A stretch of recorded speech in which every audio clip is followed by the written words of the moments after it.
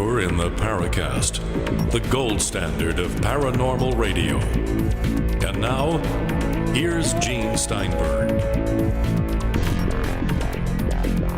With Gene and with Chris, we're back assessing the impact of last week's episode featuring Thomas Fusco.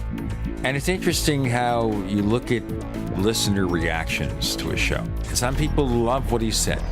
Some people said, you know what?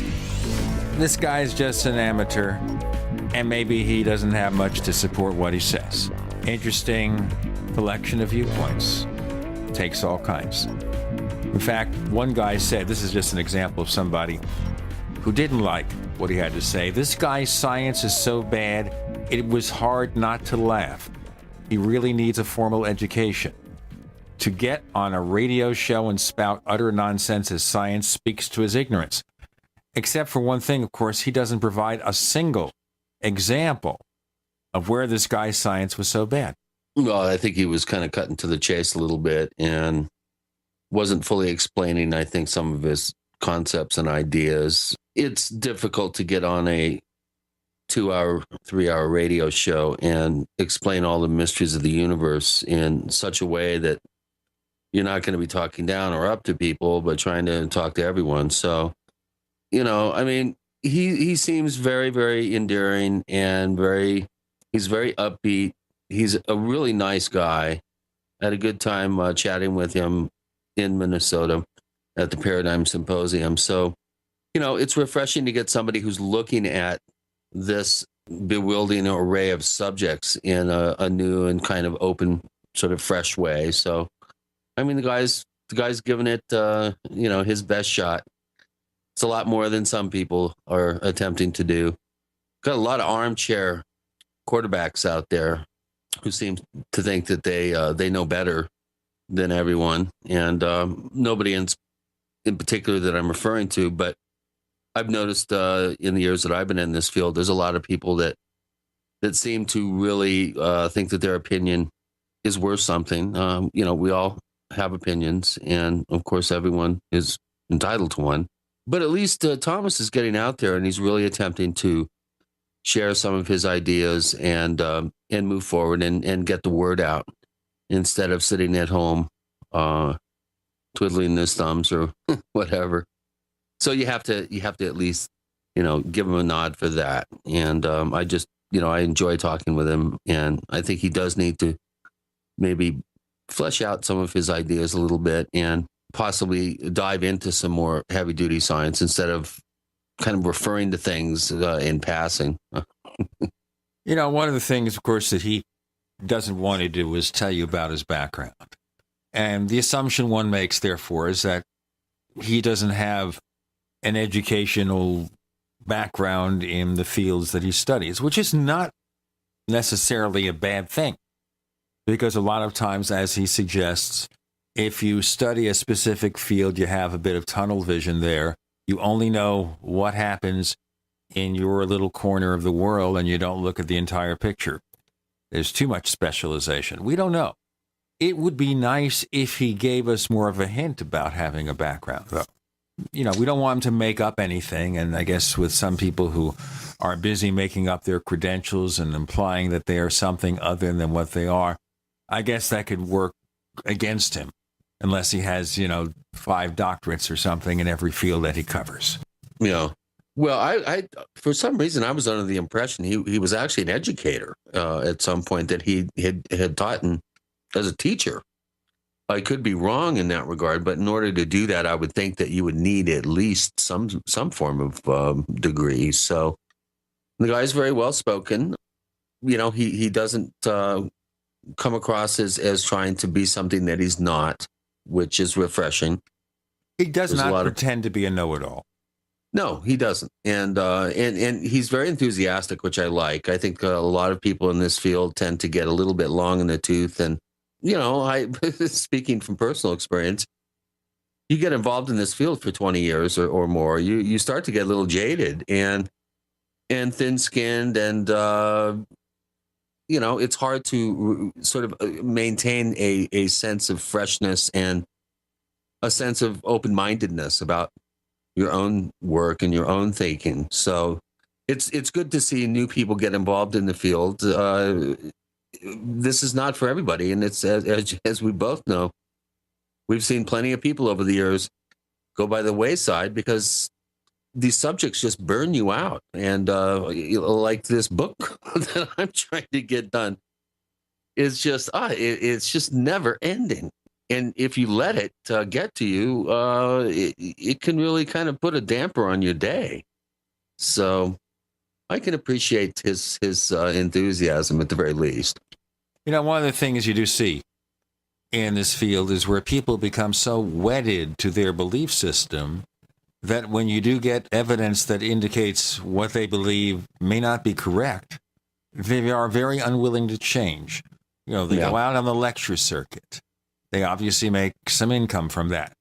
And they have staked a lot on particular pieces of evidence. And if someday something comes around and says, no, it's not the case, they don't get up there, which I think they should, and say, you know what?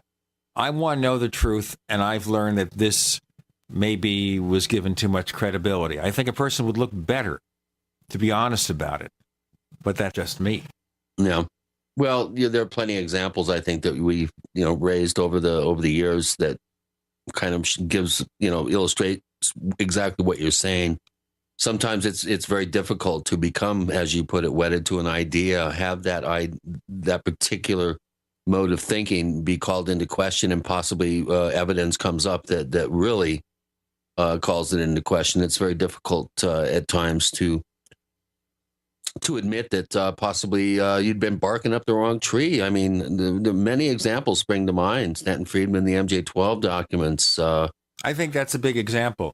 Yeah. And I think Stanton Friedman does really good work. He's very, very sincere. I don't see any evidence that he does anything that is ever less than honest. No. But he's just too wedded to MJ-12. Yeah. And I think at some point in time, he's got to go back and look over that situation and see what's really going on. I don't know how long we can wait because, he's not the youngest guy in the world. And maybe this is it for him. This is his point of view. This is his presentation. And let's let the next generation take over. Yeah, that's his story, and he's sticking to it. Well, I don't know.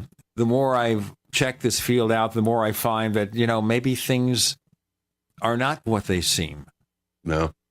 Yeah, that's what I'm finding out. I mean, I'm been working my tail off here on this book on the cattle mutilation mystery, and the more I get into it, the more confusing I actually feel that it's so much more complicated than the average person with just a peripheral knowledge of the subject matter. Too many people, I think, have just automatically assumed that it's one answer or another, and all these different answers, none of them work to the exclusion of the others. So, it's mind-numbing territory, and you really have to take a step back every now and then and reassess. And unfortunately, I think people that are in this as a career are unable to do that. And I've often said that anybody who, this is their sole source of income is, lecturing about, these people that, these mysteries that we cover on the Paracast, you just got to reassess sometimes. We're going to assess this next gentleman who works with Thomas Fusco, by the way. He's coming back for his second appearance on the Paracast. He's David Rountree, and he's part of something called Spirit Lab, and he's a real audio engineer, has a real education, a real background, and he's got lots of insights to offer about spirit phenomena, EVP, lots more. He's also worked very closely with last week's guest, Thomas Fusco. So this is going to be fascinating. David Rountree coming up next. You're in the Paracast.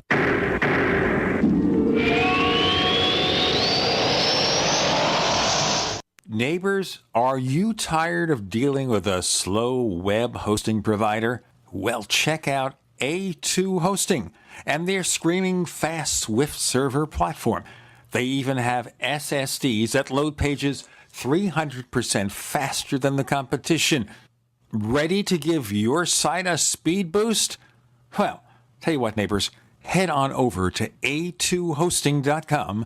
That's A2, that's number 2, a2hosting.com. Check out their Prime hosting account. And get this, neighbors, they're even giving you an exclusive 25% off discount for all our listeners. 25%. And remember, their Guru Crew support team is standing by 24/7, 365 days a year to answer any of your questions. Now, to get the discount, use the coupon code GENE when you check out. Do you know how much the dollar has lost in its value against other currencies in the last 90 days? Ever think about how inflation will change your life, your savings, your retirement plans? Remember inflation in Zimbabwe, Argentina, the Weimar Republic? Put another way, who cares if your investments go up 10%, but you lose 40% of your purchasing power? Gold is the only monetary asset as no one else's liability. Gold still buys the same amount of stuff it always did.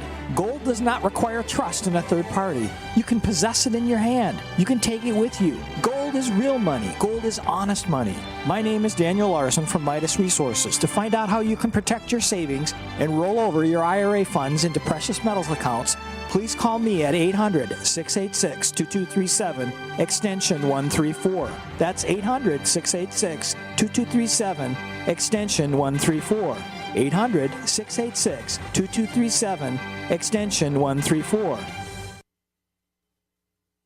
We travel so much, and having a fake TV, well, it gives added peace of mind. Burglars look for houses that appear to be easy targets. But fake TV can fool even professional burglars into thinking someone is home watching television. As a recent widow living alone, it gives me great peace of mind to set my fake TV near a window and know that passing motorists and pedestrians will think someone is home watching TV when I'm actually away from home. Fake TV easily plugs into any outlet, just like a light on a timer. And they're so easy to use. You just plug them in and they're ready to go. Plus, they're so affordable that we have one upstairs and downstairs. Fake TV is only $34.95 and makes a great Christmas gift. Order your fake TV by calling 877-5-FAKE-TV or go to faketv.com. That's 877-532-5388 or faketv.com.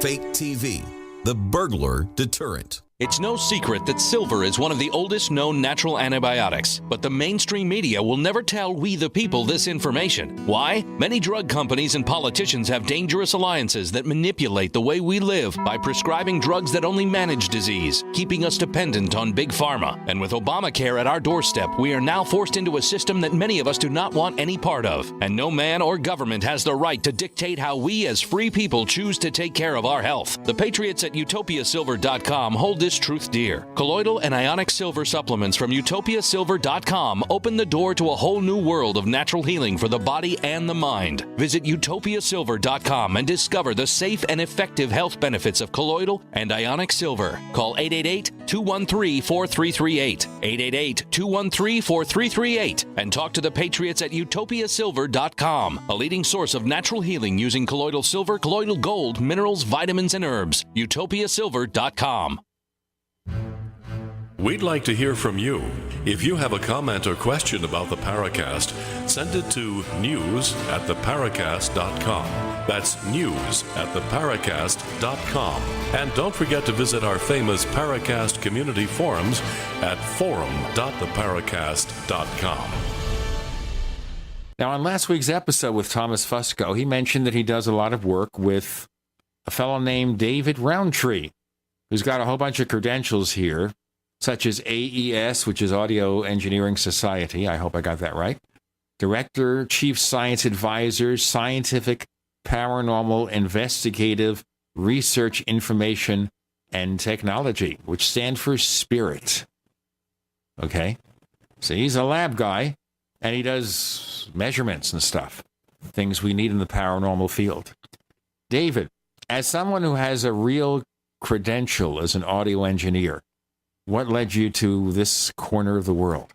Oh my God, that's a long and convoluted story.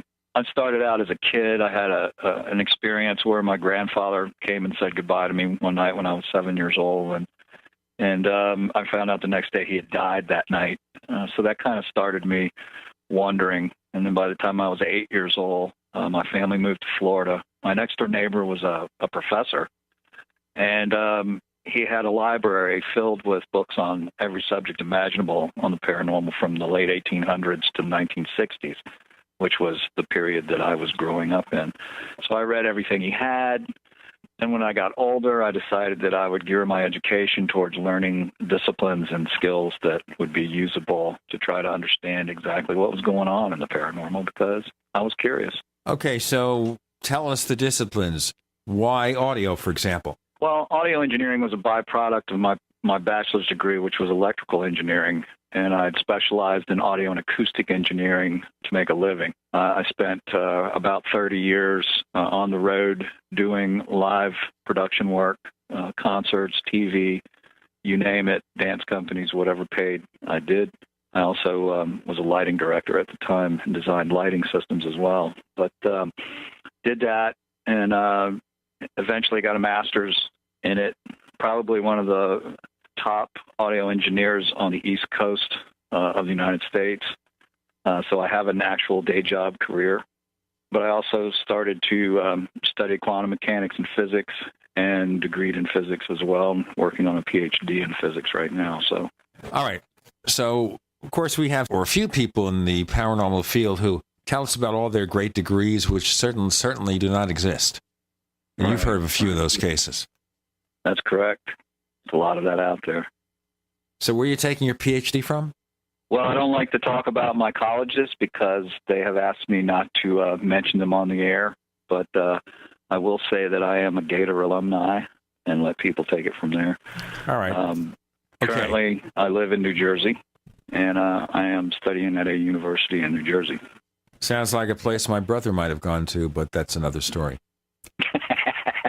I've had actually people call my my alma maters and harass them trying to get information on my academic background and stuff. And, you know, it's not cool when you're trying to further education to have that sort of thing happen and be associated with the paranormal when you're in a science discipline.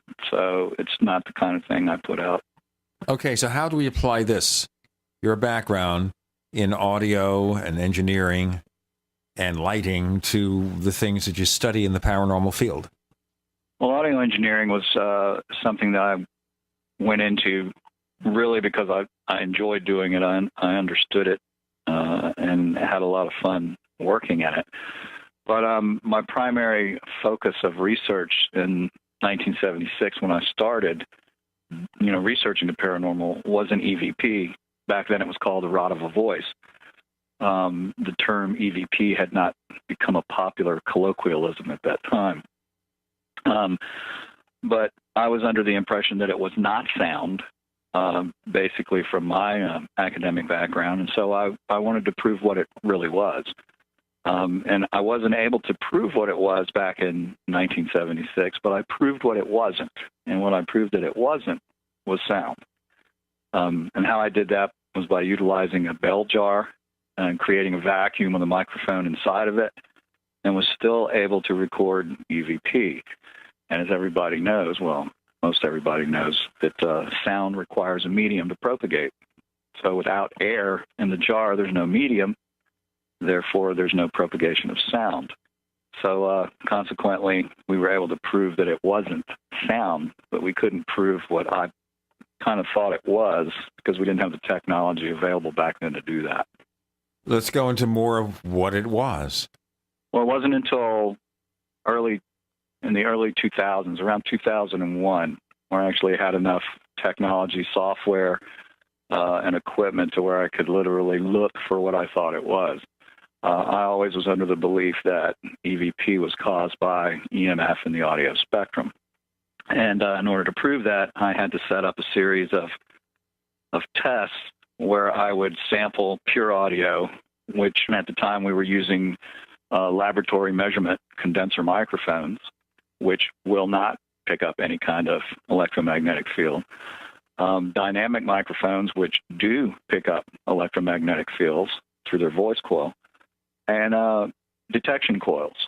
And then I was able to run those through a software package that allowed me to look at up to 16 channels of independent information so that I could correlate background EMF to any EVP that was recorded through the dynamic microphones. And then I had a control audio signal, which was recorded by the condenser mics. So I was able to determine that by comparing these different inputs, that the EMF was actually causing the EVP because I was getting the same waveform in the coils as I was getting in the dynamic microphones. But it's not sound in the way that we consider sound. It's not sound at all. Sound is mechanical energy. It's acoustical energy. EVP is electromagnetic energy. It's a completely different kind of energy altogether. For example, sound travels at roughly about 660 miles an hour at sea level, depending on the atmospheric conditions and the temperature. EMF travels at the speed of light. So it's a completely different type of energy. And the energy itself is electromagnetic in nature versus mechanical nature, which sound is the movement of air. It's literally, you have to have physical movement to push air. Having gone that far, have you been able to quantify this with scientific papers and evidence so independent people can go back and look it over and see what they think? Well, we don't have anything, like a scientific paper written up about it, but we have several articles that show the correlation and explain the actual techniques that we use so other people can, reproduce it. But I'm not the only one that now has come to this conclusion since we made our announcement. There's been numerous other groups that have confirmed that, EVP is in fact EMF. Well, welcome to the show, David. This is Chris O'Brien here. Hi, Chris. One of the things that I found that skeptics often tout is that the cheaper the microphone or the handheld digital recorder, the more prevalent the EVPs tend to be. What you're describing would kind of fly in the face of that and suggest that there's something other than confabulation and bad circuitry operating here. Well, there's two things that occur. One, people confuse artifacts with EVP. We have David Rountree joining Gene and Chris. You're in the Paracast.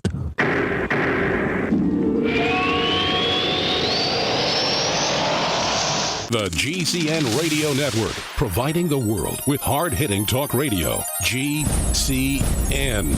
Great talk radio starts here. If you want to get your website online and you need reliable service, first-class service at the lowest possible price, there's only one place to go. Well, DreamHost has a special promotion with our show where they'll offer you unlimited disk space, unlimited bandwidth, one-click web apps such as WordPress, 24/7 support. You can save over $55. You want to know how? Go to dreamhost.com/radio, dreamhost.com/radio. First came Attack of the Rockoids, and it was a critically acclaimed success. And now there's The Coming of the Protectors. A former military intelligence man is contacted by a space woman in a dream that turns out to be a nightmare because evil forces on her distant planet are planning to conquer the Earth. This is gripping science fiction of the classic kind.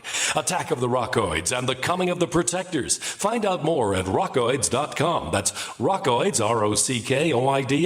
ROCKOIDS.com. We live in a complicated society. Stressful issues are always popping up. Have you ever been treated unfairly by someone? Have you ever been overcharged for a repair? Have you ever signed a contract or a document? Worried about identity theft? How many times have you been in those unique situations where you just wanted to call an attorney to find out if you're right or wrong, or what your legal rights are? But every time you think about calling an attorney, what do you think about first? That's right. Who do you call, and how much will it cost? Our friends at Legal Shield have found a solution.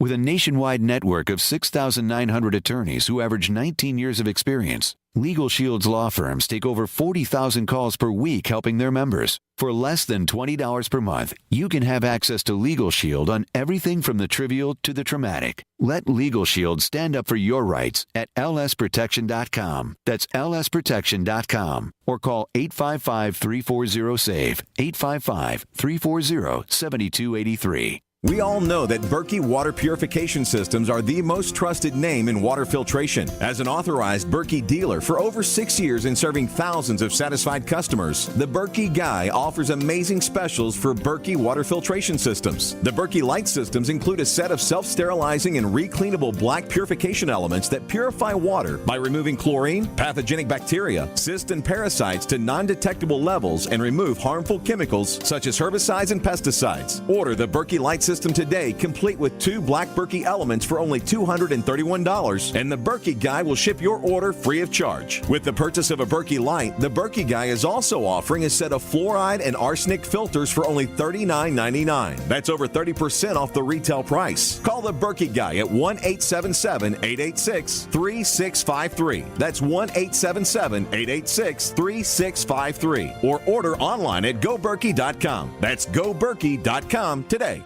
My name's Bruno. I'm 52 years old. I've tried different protein powders over the years, and they've all tasted pretty bad. I tried One World Whey and found it to be delicious. After 10 weeks on One World Whey, my wife commented, "You have more muscles and you're leaner than when you were 20 years old."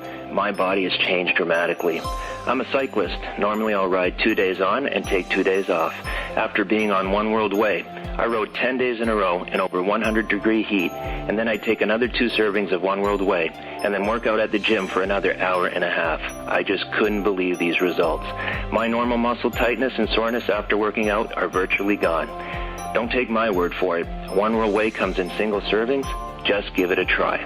For a health and taste sensation you'll love, call 888-988-3325. That's 888-988-3325. That's 888-988-3325. Or visit oneworldway.com. That's oneworld.com. Hi, this is Don Ecker, and you are tuned in to the Paracast. Let me tell you what, you're going to hear stuff here that you probably won't hear anywhere else. Hear that, George Snorri? There is no truth to the rumor that Chris O'Brien is a living EVP. Now, you were starting a long answer to a long question. David Rountree, Right. maybe pick up on that frame and let's see where we go with it. Yeah, a lot of people use cheap recorders. They use these little Olympus recorders that are designed to be voice memo recorders, and they claim that they get all these EVPs off of them. But the reality is on these things is that a lot of people hear artifacts, and then when they hear these artifacts due to a condition called pareidolia, which is our brain trying to make order out of chaos, they start to hear things, and then they call it like a Class C or a Class B EVP. At Spirit Lab, we have no classification. You either have an EVP or you don't. And how we test an EVP is we will blind send it to 5 people on our email list and tell them what do they hear. And if we get 5 similar answers back, then we consider it a legitimate EVP. Cheaper recorders and cheaper equipment are going to give you cheaper results. If you don't use an external microphone, any EVP you may get, it is because you are picking it up from the unshielded mic preamp in the device itself. We use a fairly decent recorder. We use a Tascam DR07 as our minimum level recorder that we use. And we always use an external mixer, and we use 2 Audax F4 microphones to do our EVP work. We also record 2 channels of condenser microphone tracks as a control so that we can correlate between what is sound and what is actually EVP. The EVPs, when you compare the 4 waveforms, the EVPs will stick out in the dynamic files, and they're not present in the condenser files. So instead of having to sit there and listen to hours and hours of audio, you can visually scan through your files and locate your EVPs pretty quickly by doing that. Yeah, that's pretty convenient. Well, it saves a lot of time, particularly when you've got 5 or 6 recorders and 8 hours each of recorded material on them. Right.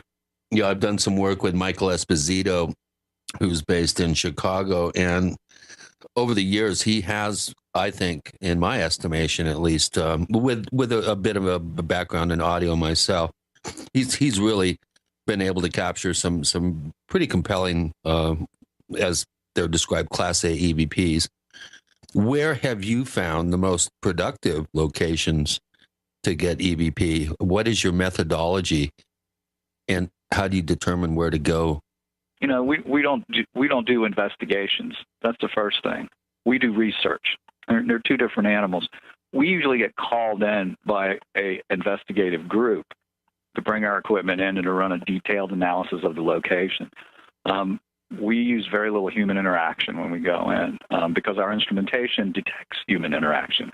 I mean, if we have a person go into the room while we're measuring in the room, and we measure many things besides EVP, we can tell it affects our instrumentation. So there's a human element involved in it. It's not that we don't have people go in from time to time. We do, but we also insert markers in the data so that we know that people were present during that data set. We also wire our people with individual voice recorders so that we can eliminate any of their audio from being mistaken for a false positive in EVP. But we get called into a site that's already been determined to have activity by an investigative group, and then we go in and do a detailed analysis of the location. And we set up a battery of equipment to measure different aspects of the environment using data logging devices, which allows us to have a continuous, unbroken stream of data for all the different sensors that we're using, you know, for a later correlation between any personal experience that may happen, any other experience that's undocumented or, you know, subjective in nature, as well as all of the objective data that's collected by the cameras, the data recorders, and everything else. So it's a little bit different mindset. We don't run around jumping up and down saying, oh, I have a spike. We're literally looking at the EMF waveforms, determining what the frequency of those waveforms are, and then locating the emergence point of those waveforms in the location. Now, David, when people call you in, precisely what are they seeing that they feel fits into your area of expertise?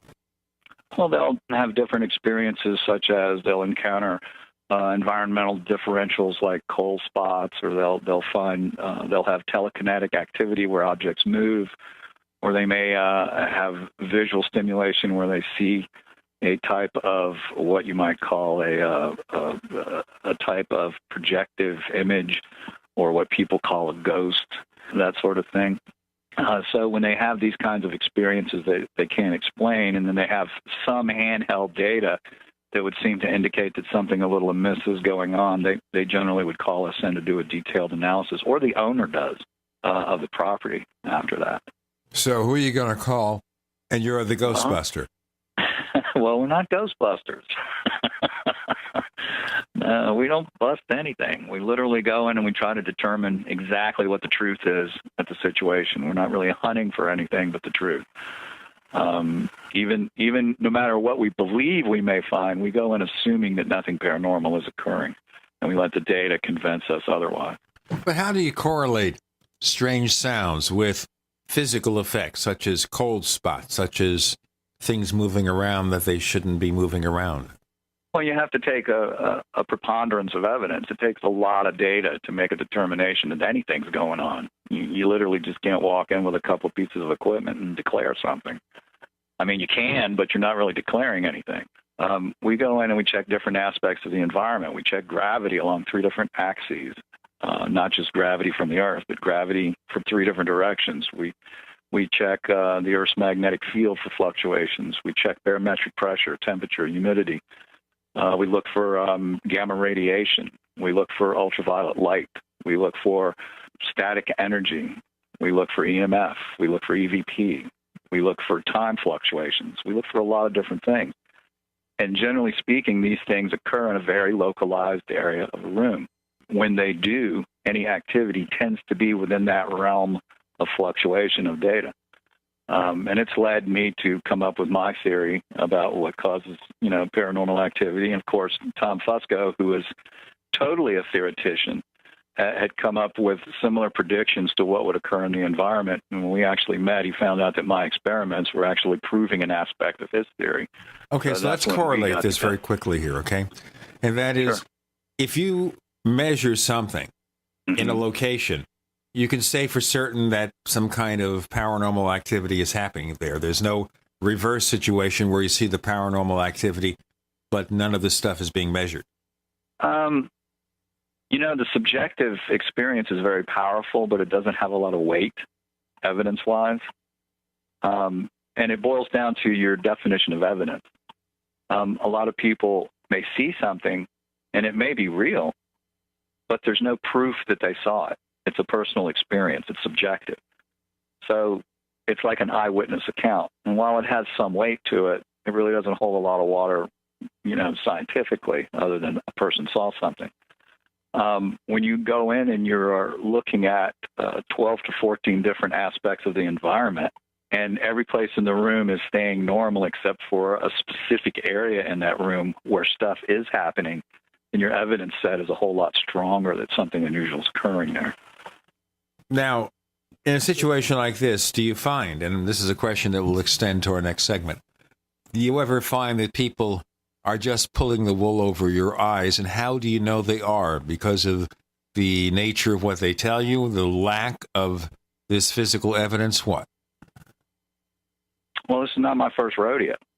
I've been doing this for 36 years. I know what to look for in the environment. The whole idea of what we look for in the environment, we determined. We determined through experimentation, through hypothetical thought process, through working our way into developing a theory as to what actually is going on. So when somebody tells me something, I know exactly what type of environmental changes would be associated with that kind of phenomena, at least historically. We have this historical announcement to present first. David Rountree joins Gene and Chris. You're in the Paracast.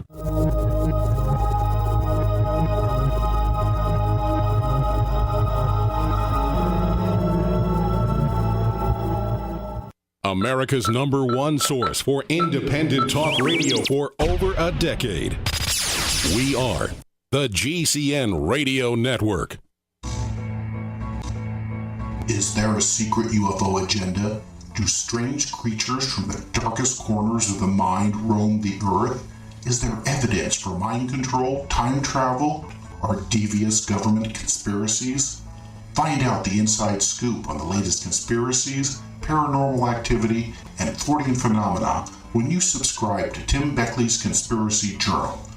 It's jam-packed with stories, special book and DVD promotions, and the best news, it's absolutely free, sent right to your mailbox. Plus, a bonus free email newsletter sent out every Friday. Simply send an email with your name and address to Mr. UFO at webtv.net. That's Mr. UFO at webtv.net. Find out what they don't want you to know. Are you frustrated with your current job? Not making the type of money that you know you are worth? Is it time for a change? Maybe it's time you considered starting your own home-based business. Autopilot Marketing has helped thousands of people just like you get started working from home. Whether it's an extra $250 to $500 per month part-time or a six-figure full-time income, anything is possible. You don't need any special skills or experience. Anyone can succeed with Autopilot Marketing. Take our free video tour and find out if this opportunity is right for you. Go to income16.com now. That's income, the number 16.com. Take our free video tour today and start earning money as early as next week. Go to income16.com. That's income, the number 16.com.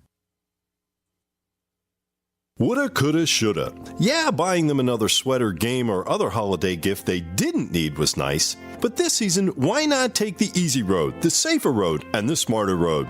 Get those you love something they do need. Give the gift of preparedness with Freeze Dry Guy gift cards. Since 1970, the veteran-owned Freeze Dry Guy has been your trusted source for emergency preparedness with easy-to-make, delicious freeze-dried foods and dehydrated foods. These long-lasting foods are lifesavers, which come with added comfort, confidence, and convenience, perfect for any power outage, natural disaster, political crisis, or emergency at home, such as job loss or illness. Call Freeze Dry Guy now at 866-404-3663, 866-404-FOOD. food, or log on to freezedryguy.com. You can't predict what's going to happen to your loved ones, but when it does, you can have them ready with gift cards from freezedryguy.com. A little over a year ago, I began to do a lot of research into why, even if I had a pretty good-sized meal, that I was still starving. And my research led me to a well-known fact that most of the soils that we grow our crops on here in the United States and across the industrialized world are almost completely depleted of almost all of the key minerals and trace elements that our bodies need to rebuild themselves, fight off cancer, and be healthy. I then searched out the best vitamin and mineral company out there and discovered Youngevity. The Youngevity products are designed to give you the real nutrition you need, and once you've got that, you don't have to eat as much to be satisfied. I've lost 37 pounds in 2 months, simply getting the vitamins and minerals I need. Check it out for yourself. It's incredible. Go to InfoWarsTeam.com today and order your first canister of Beyond Tangy Tangerine Complete Multivitamin Mineral Complex Dietary Supplement. That's InfoWarsTeam.com. Hello, this is Rosemary Ellen Guiley, and you're listening to the Paracast, the gold standard of paranormal radio.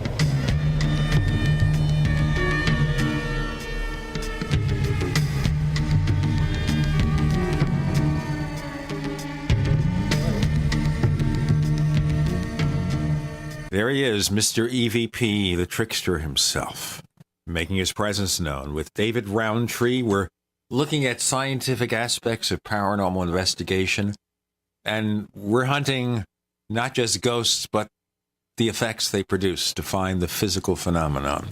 So, to clarify this, if you go to a place where they say they've seen things, right, and you check it out, and there's nothing physically that seems to be strange, you would then suspect the claim? Well, I would initially, but it doesn't necessarily mean that the claim isn't true. You would have to repeat visits if you did not get data several times under several different conditions at several different times of day in order to eliminate that as an option. This stuff doesn't, perform at will. It has a cyclic nature to it, but it has a randomness about its cycle.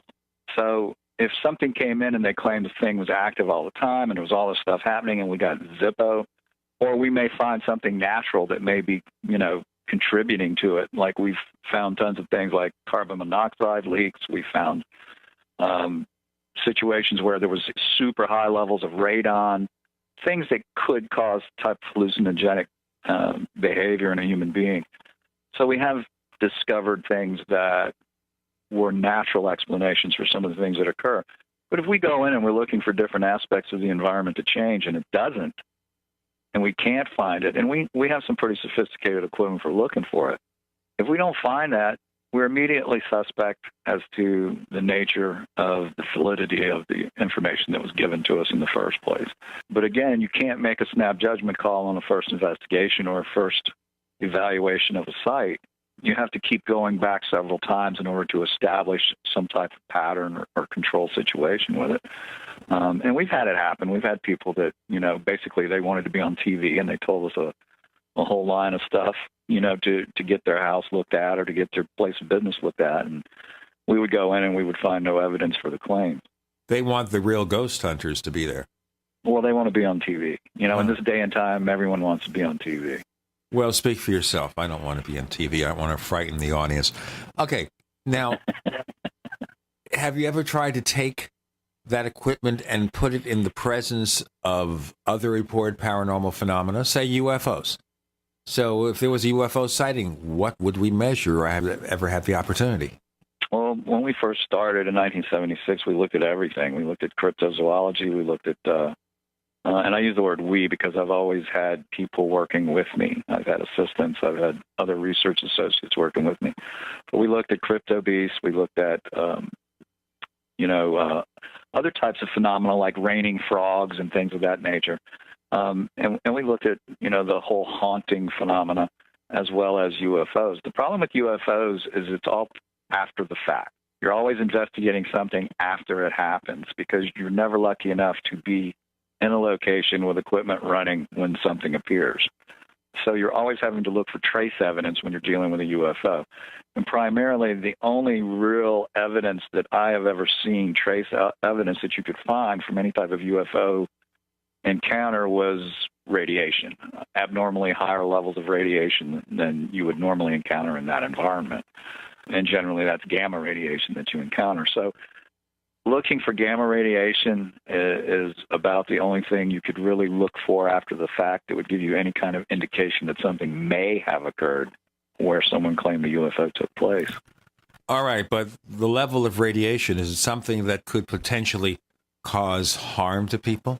Absolutely. We put a warning out earlier this year after we experimented with a new device that I designed called the EMF quadrilator, which literally scans a room for emerging EMF and tells us where it's located. We also had gamma radiation data loggers.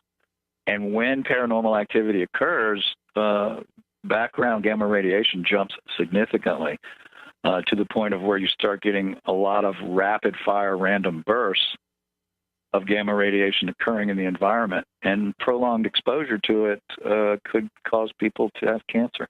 And we have had a lot of deaths in the field from cancer over the last few years.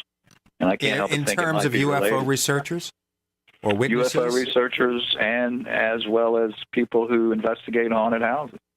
Can you name a few UFO researchers we'd recognize? We just lost Lloyd Pye. I mean, he died, yesterday? Yeah, I mean, if I can't name them off the top of my head, but, I can tell you for a fact that there was, I'm trying to think of her name, Dawn Shea maybe was her name, which was a paranormal investigator in the field that died last year, I believe it was, from cancer. And we've had other people report having cancer that is getting treatment for it that haven't died. So the instances of cancer occurrences statistically are being reported more and more, and I don't know what the exact statistics of them are or anything else. Yeah, I can rattle off a bunch of names. Yeah, I mean, I can tell you that I've read about it, recently and made a note of it, and it was enough. Ellen Crystal, Leah Haley, Mark Davenport. Yeah. Been quite a number, actually. Lloyd Pye, by the way, was just 66 when he died. What kind of cancer did he have? I didn't see any particular attribution in any of the articles that I read, so I'm not sure. Lloyd Pye was on the Paracast a few years ago, this skull that he was going around with, and there was some debate over its reality, but of course it's unfortunate the guy's no longer here to defend himself. 66 is too young to go. Absolutely. Yeah. The person that I was talking about, she was maybe in her early 40s. So we're seeing a lot of that. And based on what we've been measuring, it's not a surprise. Because if people are doing this stuff every weekend and they're going into these locations and the location is active, they're being exposed to probably the equivalent of 200 or 300 x-rays a night while they're in that location, if it's active. It's fascinating. I've never heard this. The gamma radiation has now been shown to be associated with, the emergence of paranormal activity. Let me just tell you, I got this information due to our great research department here at the Paracast. He was diagnosed some months back, Lloyd Pye, with aggressive B-cell lymphoma. Now, is that something that could be related to radiation poisoning? I'm just asking. Absolutely. Yeah. Absolutely. In any form of cancer. Yeah, the body reacts to radiation in a variety of different ways. I mean, I know people that have had bone cancer. I know people that have developed stomach cancer from radiation exposure. It just really depends on the genetic makeup of the person and how their body reacts to the overexposure. So it could cause a lot of different types of cancer. But we started recommending for people to take something like really inexpensive, like, those X-ray tech cards that X-ray techs wear, and just put them on your team. And when they change color, take dosimeters. Take a break for a month, stay out of the fire. We ought to have health warnings for paranormal researchers. I'm being serious.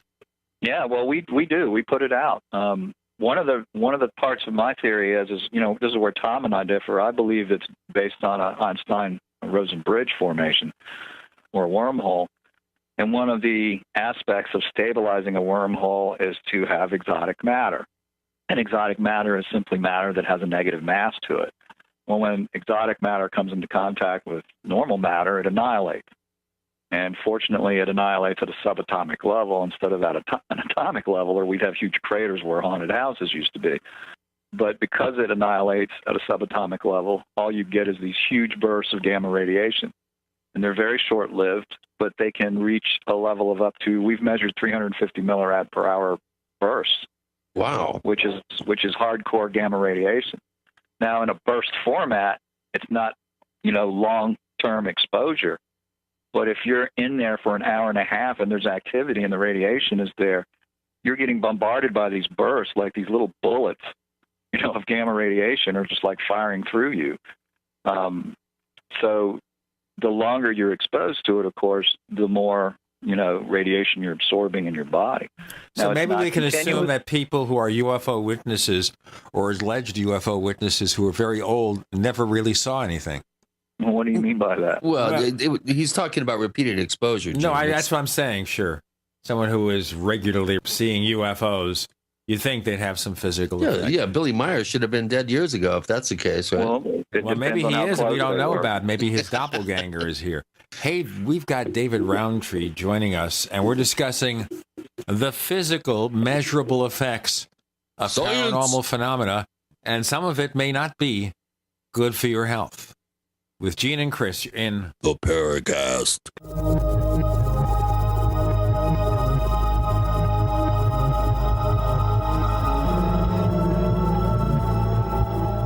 Are you tired of searching for great talk radio? Something more important. Search no more. We are the GCN Radio Network. Hi, this is Ted Anderson. If you'd like to listen to GCN programs on the go, I have great news. GCN has created a Droid and iPhone application, and it's free. Just as easy as going to GCNlive.com, click on the banner, and download. Before you know it, you'll be listening to your favorite hard-hitting GCN shows, live or on demand, right on your Droid or iPhone, 24/7 and on the go. So download the Droid and iPhone app free by clicking on the banner at GCNlive.com. Thanks again for listening to GCNlive.com. Again, that's GCNlive.com. Hi, this is Ted Anderson. Have you ever wondered why banks, stockbrokers, investment advisors won't talk about gold IRAs? They've been available since 1986, yet the financial industry won't recognize the value of gold for your retirement. Gold has outperformed paper investments, yet no word about IRAs. If you would like to have gold for your retirement, call 800-686-2237. Don't get left behind by rising inflation and low returns. Call 800-686-2237. Secure your future and call 1-800-686-2237.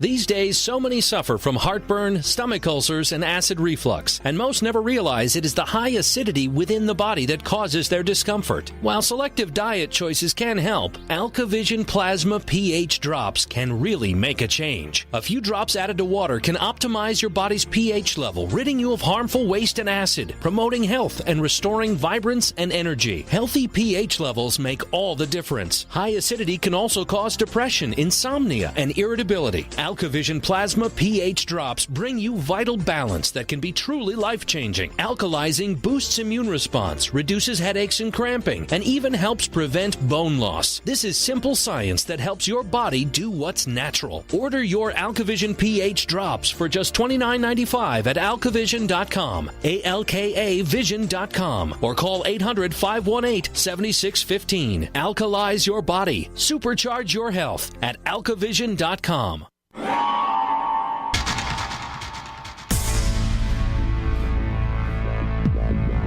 Welcome back to the Paracast, the gold standard of paranormal radio.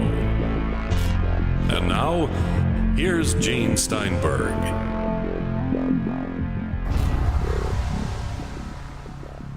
With Gene and Chris in the Paracast, we're learning an aspect of paranormal research that isn't too friendly, that possibly repeated exposure can be harmful. We should all wear radiation suits then? Well, at least lead underwear. Lead-lined underwear. You know, David, I came up with an idea to protect cell phone users when they're carrying around their cell phones. Of course, we lost Philip Copens to galloping angina sarcoma. And some of his friends wonder if carrying 2 cell phones, one in one breast pocket and one in the other for several years, may have contributed to his very unfortunate and untimely demise of an extremely rare form of cancer. And he was known to have 2 cell phones, one in each breast pocket, walking around, one for his girlfriend, one for the rest of his life. And he was diagnosed, and we lost him in, I think, 6 weeks. So I've come up with an idea. A very thin lead lining around a cell phone carrying case so that you can isolate, at least on the backside against the body, you can isolate and somehow shield the body from the electromagnetic radiation that these things put out. You know, of course, if you look at the specs for a mobile handset, they actually do have radiation measurements that are required by the FCC in the United States. But I can't begin to say how much is too much. I'll just say that I do occasionally keep my iPhone in my pocket. When I go in my car, I stick it on one of the seats or I stick it in the center console. I use hands-free. I very rarely put that thing next to my ear. I never stick it up to my head. Where do you come down on cell phones, David, being someone who's got a background in science, deals with these types of energetic scenarios? Do you put a cell phone up next to your head? Oh, yeah, I've done it before. It's a different kind of radiation, guys. It's a much lower frequency radiation than gamma radiation. Well, yeah, and you don't need the apples and oranges. Lead. You don't need lead to block it. All you need is mu metal. You can get a thin piece of mu metal, which looks a little bit like a thin sheet of tin. And if you're really concerned about it, you can put that around it. But it's a different kind of radiation. Now, I'm not saying that cell phone radiation or RF radiation isn't harmful to you, because if you're exposed to anything for a long enough period, I think it's not good for you. But gamma radiation is a little different. Gamma radiation takes like 6 feet of concrete to stop, or right. 2 inches of lead to stop. Right. So it's a little different kind of thing. Yeah, it's apples and oranges. The aluminum hats don't work, you know. But yeah, cell phones can definitely be dangerous if you expose yourself to them for a long period of time. I usually use a headset, like a wireless headset or that sort of thing. And I just don't sit on the phone for 3 or 4 hours. Well, I know when I do sit on the phone, it's always hands-free, period. Very big into that. I will not drive in a car with a cell phone and use it unless there's a hands-free capability. And nowadays, even the cheapest cars, an entry-level compact or subcompact, has hands-free, either standard equipment or as an option. You can buy a hands-free system for less than $100. So we recommend that. And we also recommend you don't do any paranormal research because it might be dangerous to your health. I'm kidding. Well, you certainly should take precautions, as with anything else. It's just like if you were investigating a criminal situation and you were going in and there was someone armed and dangerous, you wouldn't go in without a gun. Well, it's the same sort of thing as with anything. You know, you should understand the dangers of the situation and be prepared for them. Unfortunately, a lot of people aren't really doing paranormal research. They are looking for ghosts. There's a big difference in that. When you start looking at research, research is looking at every possible explanation that can occur to create the phenomena that's reported. Ghost hunting is going in simply and looking for a ghost. Well, you're going to find a ghost if you're looking for one, because that's what you're looking for, and anything you see is going to convince you that you've seen a ghost. Research is something else. We're looking for what's really going on. What's the truth? What's the 411? You know, what's happening here? Well, the true believer will say that ghosts are spirits of the dead. Okay, it's my Uncle George. Or it's my brother Wally. My late brother Wally came back, and he's hanging out. So what's the truth? What do you think? Is it a manifestation of someone who has died, or what? I prefer to call it a disembodied consciousness. We can't really answer that question. I don't know if we ever will be able to answer that question. However, I can say that it does seem to be a consciousness. It does seem to be intelligent, and it does seem to have, capabilities. And it does seem to know things that only maybe that dead person could have known. But we still can't definitively say that, yeah, it's a dead person. What I believe and what I can prove are two different things. Let me just clarify that, number one. But what it boils down to is we're dealing with something that has intelligence. We're dealing with something that's non-corporeal, so it's energy-based. We have seen signatures in the environment that look almost like a biofield in nature. So to rush to that thing and say, yeah, it's, dead people, I can't say that. I mean, do I believe it could be dead people? Yeah, of course I do. There's a certain high level of anecdotal evidence that suggests that. But can I come out and say that we can prove that that's what it is? No, we can't. Having said that, there's definitely something going on. It's intelligent, it's interacting, and it's affecting people. It's affecting people both in their consciousness, and it's affecting people physically. Well, the one question I always ask in situations like this, are we seeing this phenomenon as it really is, or are we coloring it because of our own preconditioning? I think the answer is yes. I think there's a combination of things. So therefore, for example, if it's my Uncle George, or I think it's my Uncle George, it's because I walk in there expecting to see my Uncle George or someone I know. Well, who can say? I think that we're pure energy. See, we have a central nervous system and a brain, and there's all this electricity running through it, all this energy of different frequencies and different pulses that are running through our body. Well, we know from the first law of thermodynamics that energy can be neither created nor destroyed. It can only be converted. So that energy has to have a conversion process, which we're not aware of any conversion process.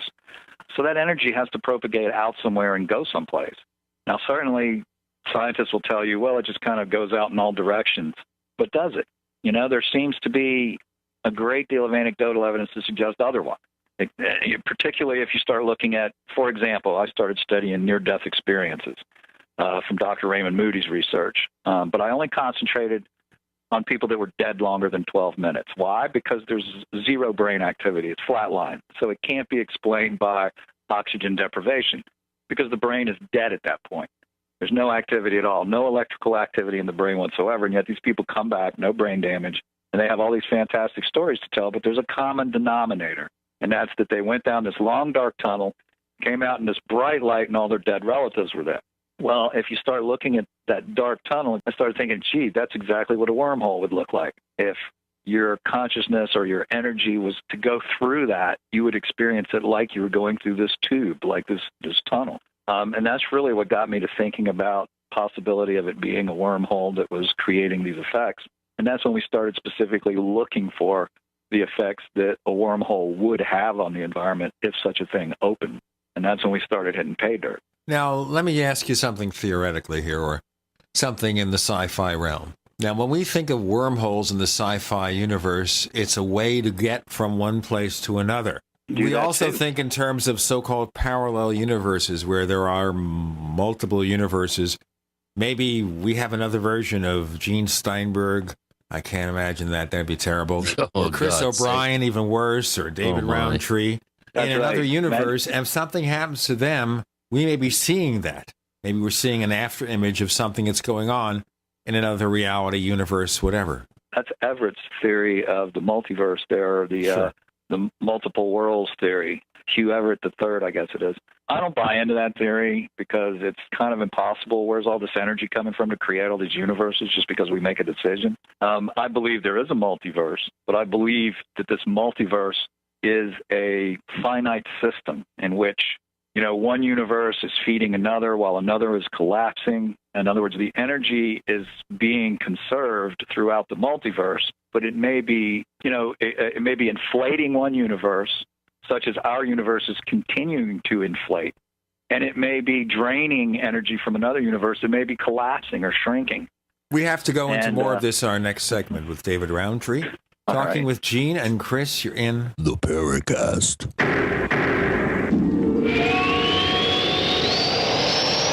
So here's what happened. I was placing an order online. The site went down. It just stopped responding. It took hours before it returned, but I'd already placed the order with another company. If your site goes down, you could lose business. And if you have a business or personal site, you'll want to know it's easy to run and it will stay online. At iWeb, your site is hosted on one of the most reliable networks in the world. Check it out. iWeb.com. That's iWeb.com.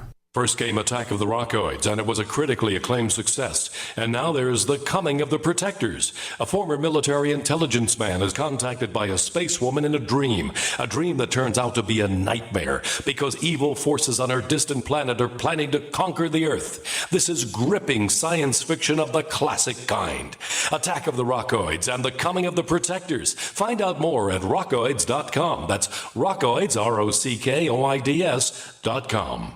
Quantitative easing, unemployment at depression levels, Europe financial system falling apart, China getting out of U.S. treasuries. At the end of 2008, the time of TARP, the national debt was at $11 trillion, gold trading around $850 per ounce. Close to 2012, the national debt exceeded $16.4 trillion, gold doubled to $1,600 per ounce. The $20 trillion threshold for the national debt is inevitable. Politicians in Washington have a ferocious appetite for spending and stimulus. What's worse, a printing press to finance. 100 years ago, we had a gold standard to limit this madness, but now you have to adopt your own gold standard. Don't be fooled with paper promises. Get Midas Resources 10 Reasons to Buy Gold free by calling 800-686-2237. Understanding the gold and silver market may be the only insurance you could have to avoiding the next economic crisis. Call 1-800-686-2237 and order your free copy. Again, that's 800-686-2237. To thank you for being a loyal listener, we have a limited time freebie offer for you. Claim your free heirloom tomato seeds, just pay shipping, right now at 123freeseeds.com. These aren't ordinary seeds. These are heirloom, non-genetically modified super seeds that are open pollinated and can be grown, harvested, and replanted endlessly. These survival seeds are actually more valuable than gold in a crisis. Go to 123freeseeds.com and you can get an airtight storage packet of 150 super seeds free while supplies last to say thank you for being a loyal listener. First come, first served. Just cover shipping. Go to 123freeseeds.com now to see if your free heirloom seeds are still available. That's 123freeseeds.com.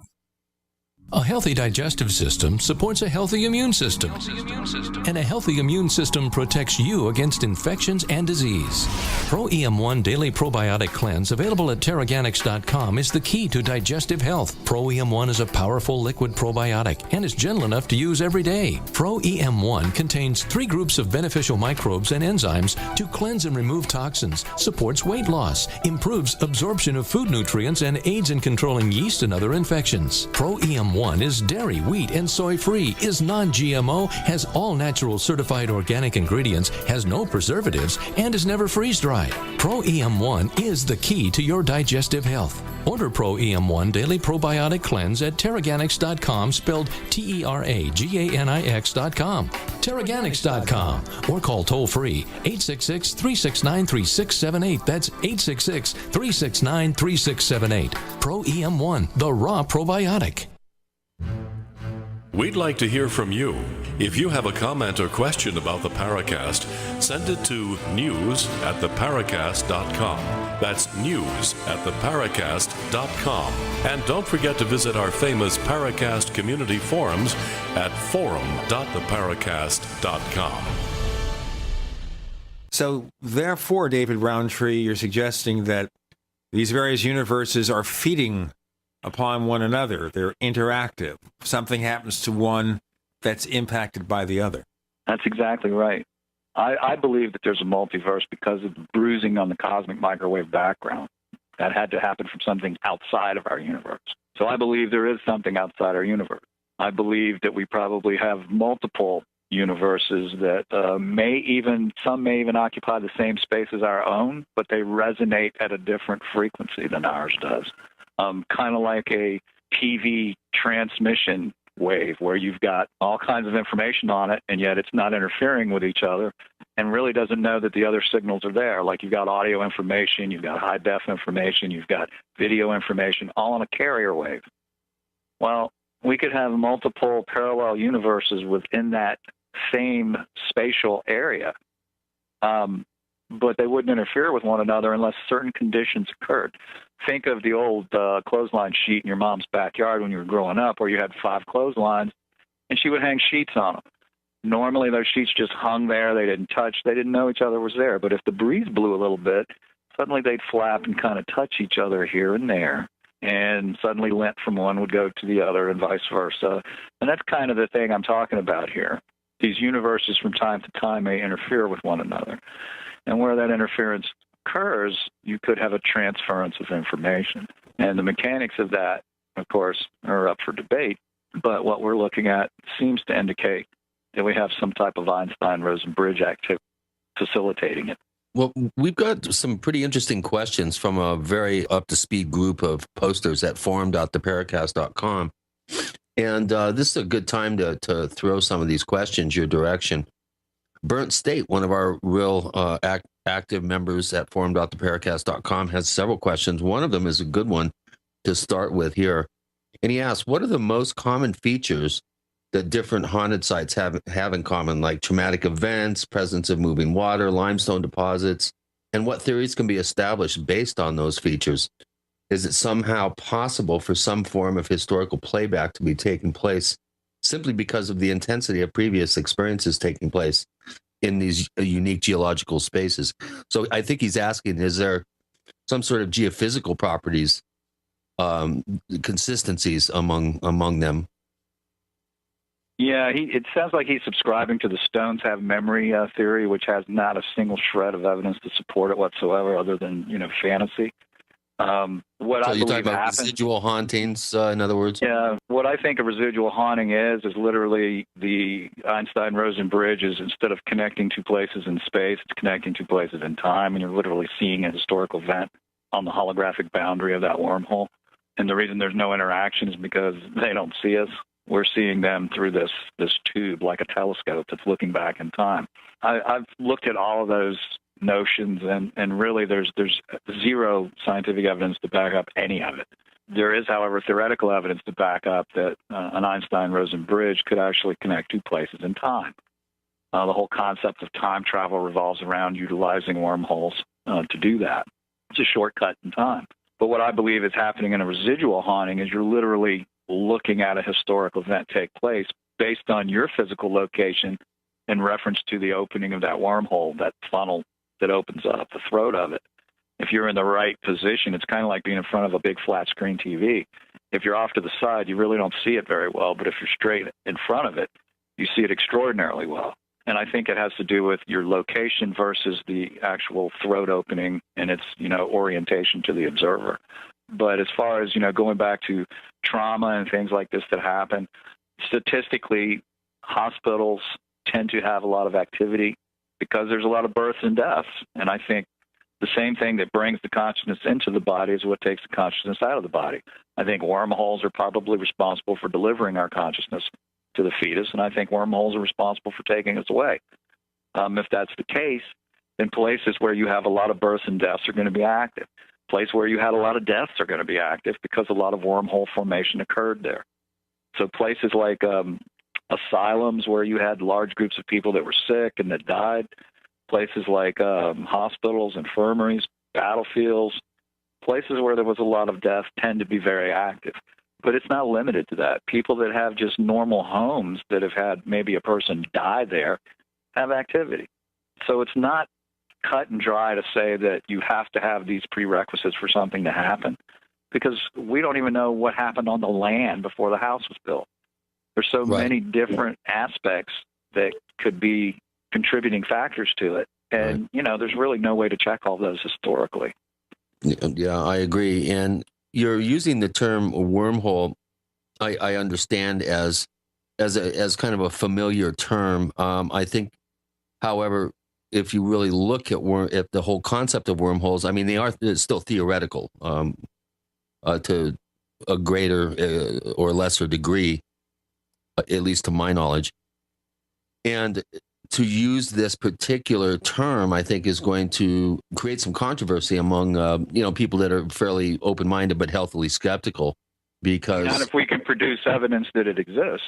that'll be huge. That's what I was getting to. It sounds like you're well on your way to establish this term as a workable, testable hypothesis, which of course is the primary tenet of the scientific method. Why don't you go into a little bit more detail about your particular wormhole theory, and then we can get to some more questions. Well, essentially what we think is happening is these wormholes are forming between our universe and an adjacent universe. And the only reason we're coming to this conclusion is based off the data, based off of what is happening in the environment, and then trying to come up with a scientific explanation to explain why. And in physics, we're very limited to explain all of these things that are occurring. For example, Tom has come up with an idea that these bubbles are occurring that are allowing this interdimensionality bleed-through kind of thing to happen, which interestingly would cause a pretty similar effect to what a wormhole would cause if it was forming. Because what's happening is we've got a localized bending of time-space. That's what we're seeing. That's what's happening. There's only so many things that can cause a localized bending of time-space. We're also looking at phenomena that is local with a non-local source. Again, that eliminates a lot of things in physics to be the cause. There's only a couple of things that could cause this sort of thing and still be in the realm of either known or theoretical science. And that's what we're looking at. And these are the two mechanisms. I mean, Tom's mechanism and my mechanism that we're both defending would literally have the same symptoms in the environment. So we're, of course, at loggerheads as to who's right, but up into the point of what the physical cause is, we're in total agreement as to what we're encountering. I mean, his theory makes the same predictions mine do. But essentially, this conduit forms. And it forms as long as it's held stable by the supporting exotic matter for a wormhole.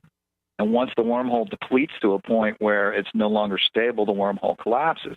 This show's going to collapse if I don't do this break. David Rountree joining Gene and Chris. You're in the Paracast.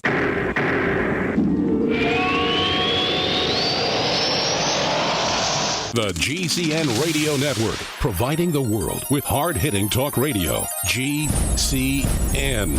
Great talk radio starts here. Graphic Converter is the image manipulation tool for the rest of us. It does not use any database. You get full control of all your files. Want to view the images of a folder? Drag it into Graphic Converter, and a powerful browser opens up to show your image files. You could use it for slideshows. You could use it to import images from digital cameras or from scanners. Need to do some image editing? You can do that too in Graphic Converter. Also print catalogs. Convert from so many formats I can't even list them. Download now to see if Graphic Converter is good for you, like 1.5 million other users. Guess what? You could save money when you buy Graphic Converter. Use the coupon code Night Owl. Use the coupon code Night Owl to get a special price for Graphic Converter. Go to lemkesoft.com. That's LEMKEsoft.com. Lemkesoft.com. LEMKEsoft.com. Big business has discovered the preparedness market, and that makes it difficult to know where to go and who to trust. MyPatriotSupply.com is owned and operated by patriots just like you. Has the best prices on storable food, non-GMO seeds, water filtration devices, home canning equipment, survival and self-reliance books, and more. MyPatriotSupply.com has old-fashioned values and the absolute best customer service in the industry. Look for the deal of the day. Unique, affordable survival supplies that fit anyone's budget. Get same-day shipping on all orders and free shipping on orders over $49. Call 866-229-0927, 866-229-0927, or visit MyPatriotSupply.com for emergency preparedness, self-reliance, and food independence. Shop with a name you know and a name you can trust. Before it's time to survive, it's time to prepare. MyPatriotSupply.com. If you owe the IRS back taxes, listen carefully. Sweeping changes to IRS policies will help more people than ever eliminate their tax debts once and for all. And now I can help you reduce or eliminate your tax debts and end your tax nightmare. Hi, I'm Dan Pilla. I've helped thousands of people reduce and eliminate tax debts they couldn't pay, and after more than 30 years of experience dealing with the IRS, I can tell you there's no such thing as a hopeless tax case. And with the IRS's new policies, it's easier than ever to put your tax debt behind you once and for all. Call now at 800-346-6829 to learn how I can help you. You know your IRS debt will not go away by itself, but you don't have to live in fear anymore. Call 800-346-6829. Learn how I can help you eliminate wage and bank levies, release tax liens, and negotiate a settlement with the IRS that will put your tax nightmare behind you forever. Call 800-34-NO-TAX or go to taxhelponline.com. That's taxhelponline.com. It's no secret that silver is one of the oldest known natural antibiotics, but the mainstream media will never tell we the people this information. Why? Many drug companies and politicians have dangerous alliances that manipulate the way we live by prescribing drugs that only manage disease, keeping us dependent on big pharma. And with Obamacare at our doorstep, we are now forced into a system that many of us do not want any part of. And no man or government has the right to dictate how we as free people choose to take care of our health. The patriots at utopiasilver.com hold this truth dear. Colloidal and ionic silver supplements from utopiasilver.com open the door to a whole new world of natural healing for the body and the mind. Visit utopiasilver.com and discover the safe and effective health benefits of colloidal and ionic silver. Call 888-213-4338, 888-213-4338, and talk to the patriots at utopiasilver.com, a leading source of natural healing using colloidal silver, colloidal gold, minerals, vitamins, and herbs. utopiasilver.com. This is Leslie Kane, and I'm with the Coalition for Freedom of Information, and you are listening to the Paracast. I normally do not get laughter when I do a segue. This is such a rare occasion, I will savor the moment. Okay, David Rountree, let me ask you something before Chris gets back to the questions from our listeners. Okay, this wormhole is, in science fiction, we think of it as a way to get from one place to another, jump to another portion of the galaxy, for example. Is this something that scientifically we can recreate and use? That's what we're looking at. I mean, the type of wormhole that we are encountering is not something that would allow physical matter to pass through. So you're not in danger of being sucked away by it or actually transported to another area. All that's happening here is information is emerging from it. In the form of energy, in the form of different types of energy. But there are theoretical wormholes that would allow physical, transportation through, and like a Lorentzian wormhole, for example. But you'll have to tell our listeners what that means. Well, it just means it's a type of wormhole that supports, matter and energy to be able to pass through it, to be able to transmit through it. It would take an incredible amount of energy to create something like that, though, wouldn't it? Not if the universe it came from was pure energy. Good point. I mean, our universe is based off energy and matter. What if the adjacent universe is based off pure energy? I mean, then there'd be an abundance of energy. Absolutely. I mean, and if there was this adjacent universe based on pure energy, well, what would that do for us for needing energy? No, but why does it pick some dusty old house and show up and scare people? I think these things open up around us all the time, and we just don't notice them because they're at a Planck level. Even Hawking says that. He says that wormholes open up around us all the time. We just don't notice them because they're at a subatomic level. The difference is what we're noticing is these aren't subatomic. They're fairly large. A couple meters in diameter, an area of effect. So we're definitely looking at a quantum effect at a macro level, and we are getting quantum physicists to start looking at it with interest. We are seeing them look at this stuff and say, hey, why is this happening?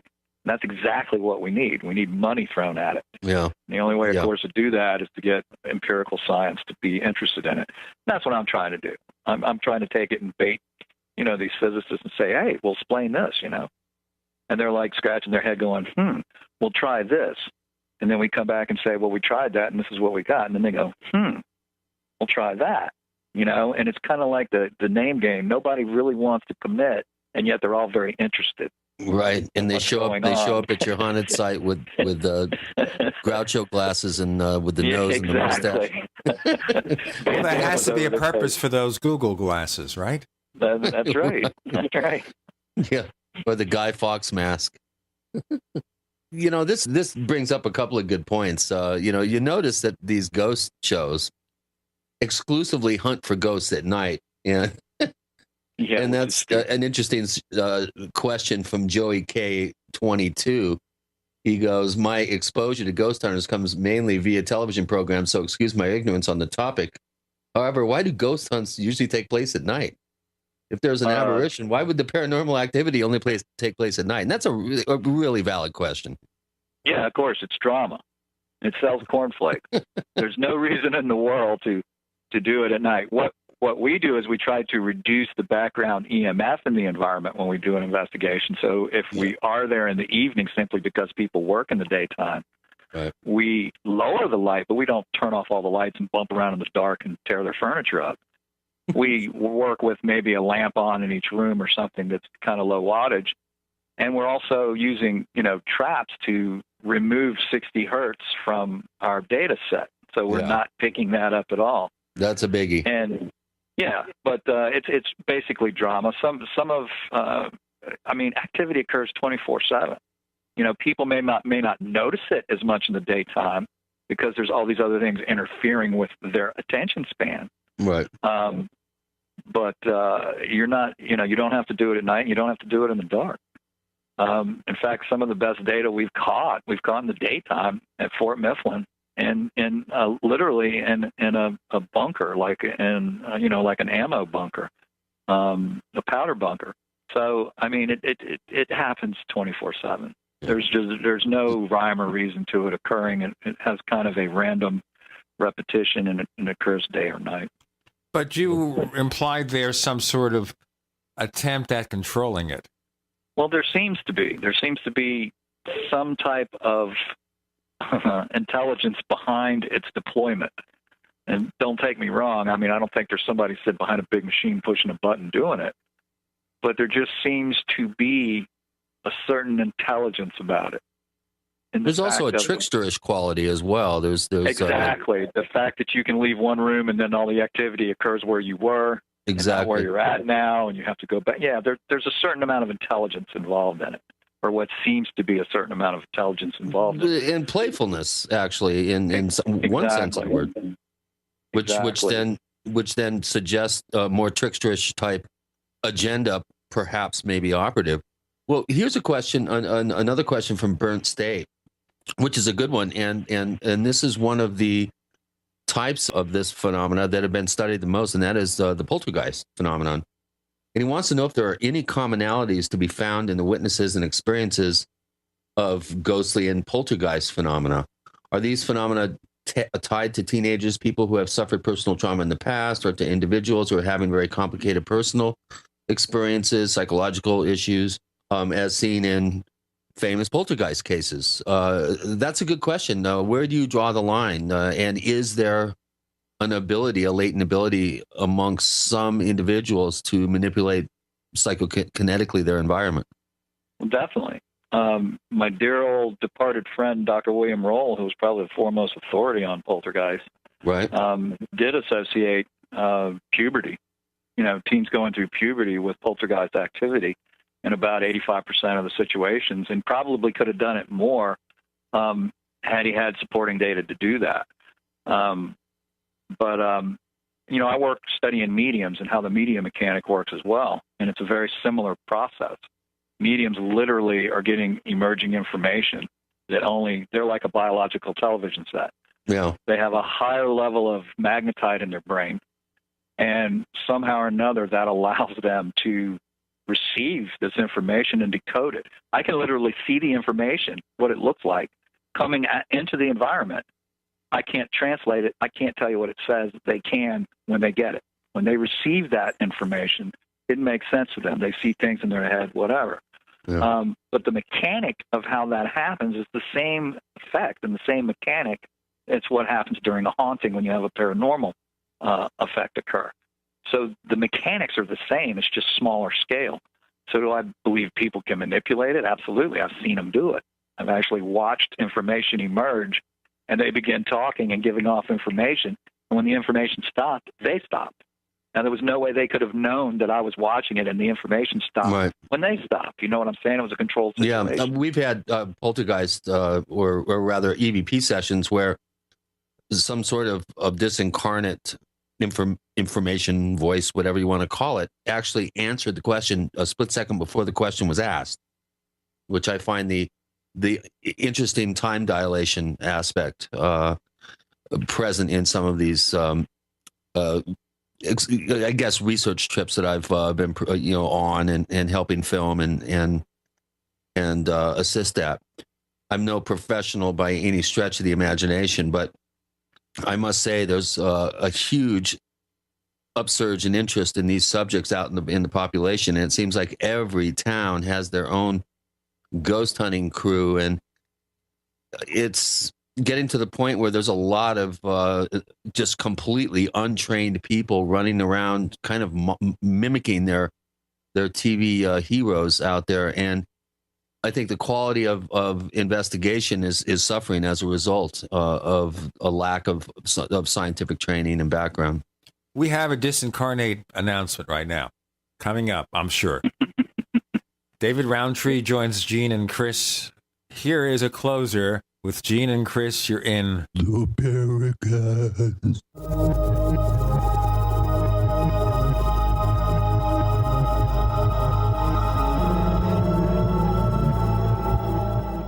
America's #1 source for independent talk radio for over a decade.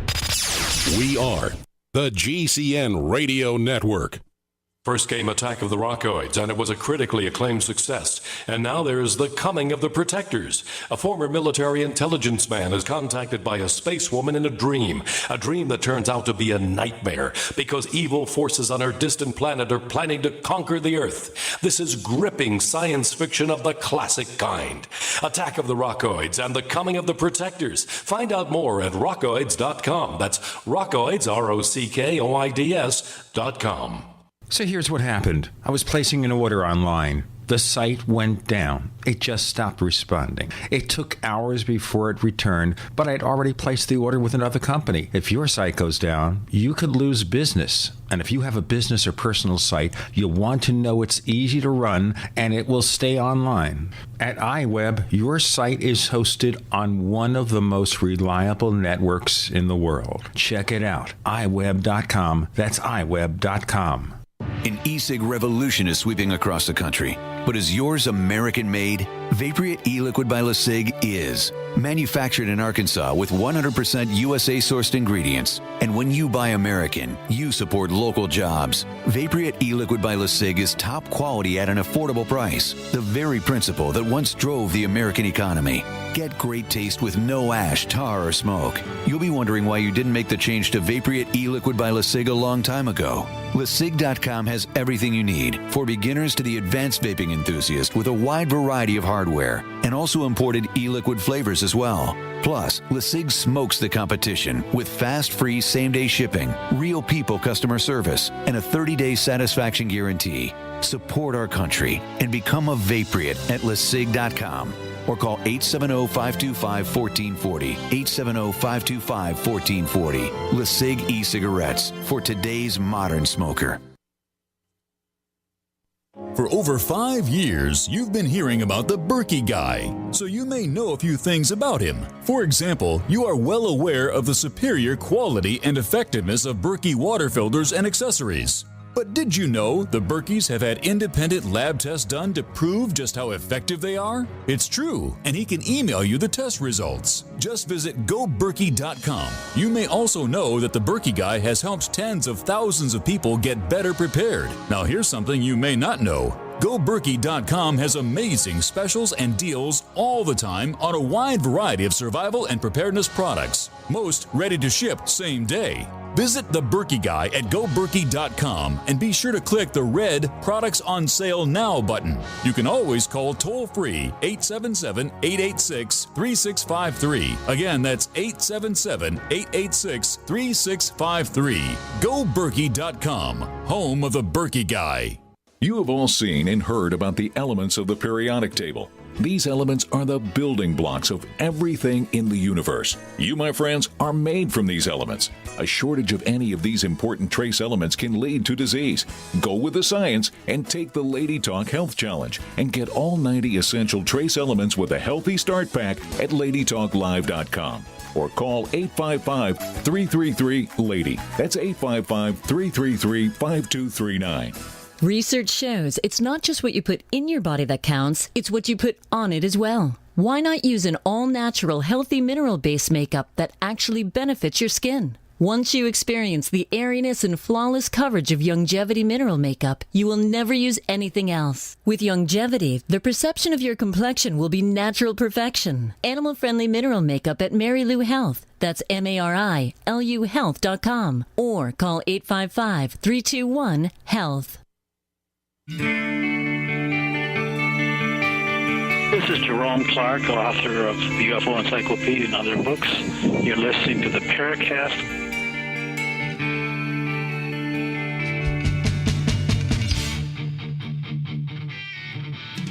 We're going to evaluate that on a scale of 1 to -1. And I won't even presume to guess which it will be with Gene and Chris. Whoa. David Rountree is summoning up his inner wormhole. Now, earlier in this show, I just want to go back to this. You talk about intelligence. Does that mean when these apparitions do their thing, they know full well what they're doing and why they're doing it? It certainly seems indicative of that. There certainly seems to be a lot of evidence that there is intelligence behind it, yeah.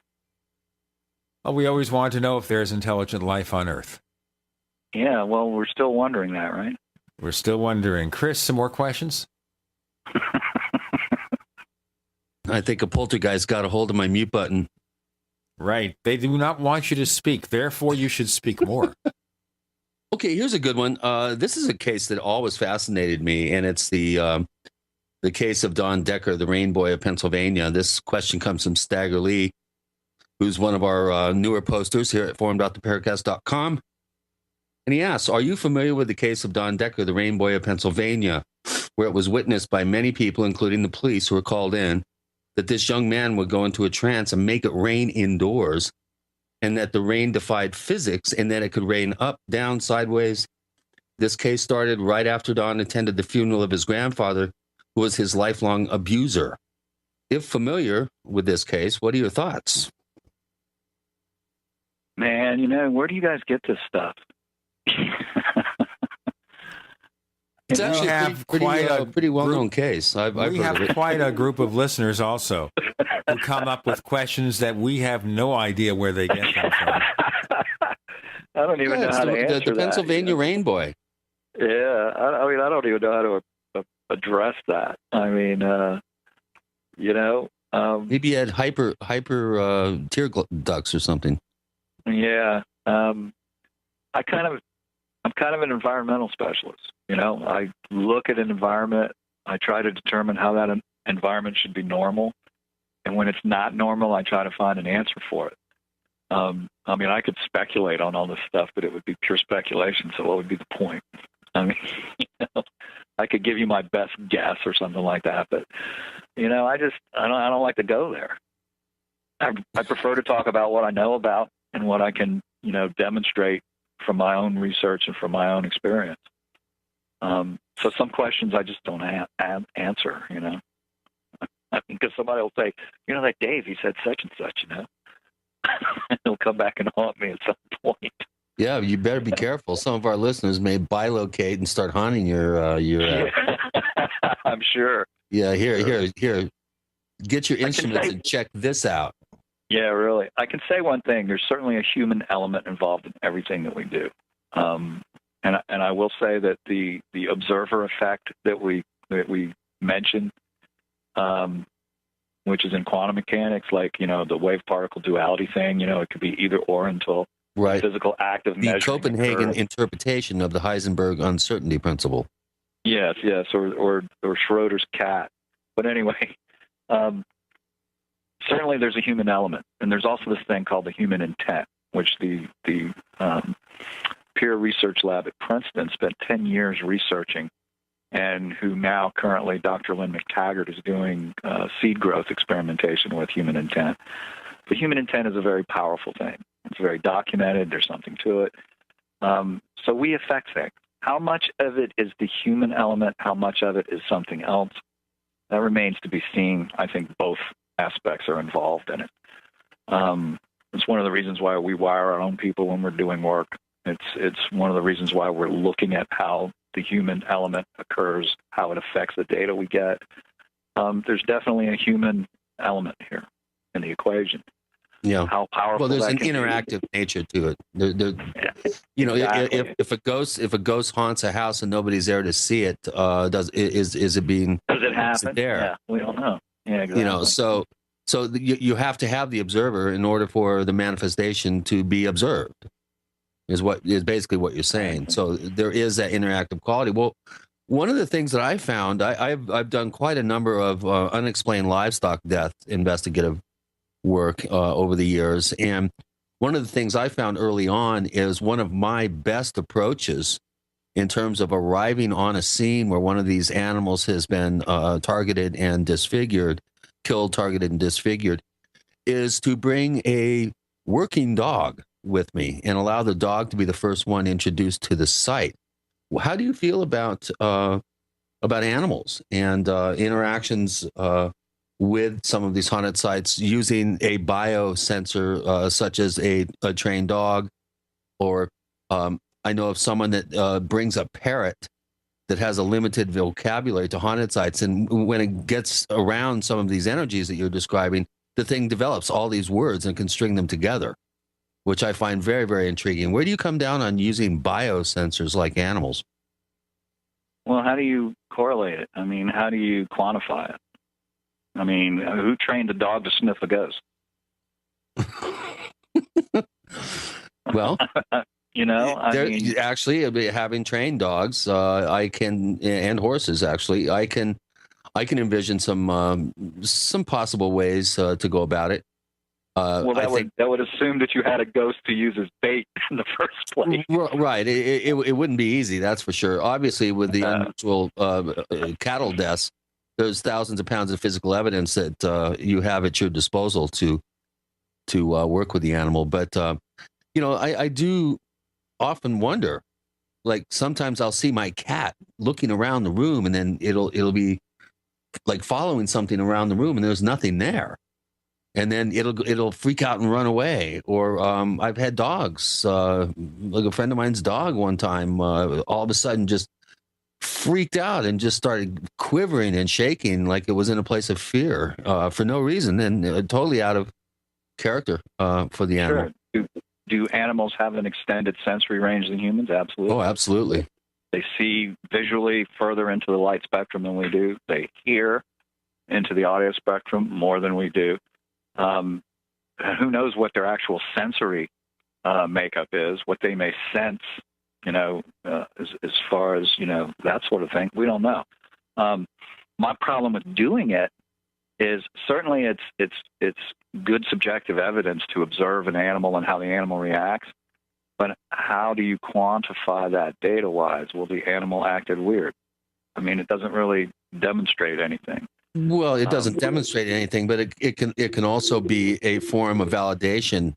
If you could train the dog to be extra aware when your equipment's starting to spike, and if you do that repetition enough, that dog will pick up on what it is that you're asking it to you know, be aware of. Maybe yeah. It also may be sensing the equipment itself. You know, so you know that's what I mean by quantifying it. How do you quantify it? We can't really quantify it. Yeah. We can draw some conclusions. That was a question from Blowfish. I just wanted to throw it at you. Sure. I mean, I think it's anecdotal evidence that goes along with everything else, but you still need hard data to go with it. Yeah.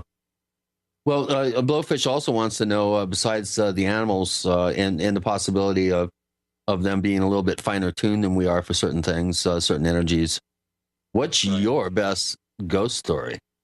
Oh, my God. I'm sure you get that one a lot. Yeah. Well, you know, it's like ghost is such a weird term because it covers so many different phenomena things, you know. Well, what's the most impressive manifestation that you have seen while out in the field? I think probably the coolest thing I saw was I watched a room fill up with a violet mist. Like it started from a little dot, like up near the ceiling, and then it just kind of, it was like a fog. It just kind of filled the whole room with this like purple fog. And then it smelled like lilac perfume. And then it just kind of dissipated.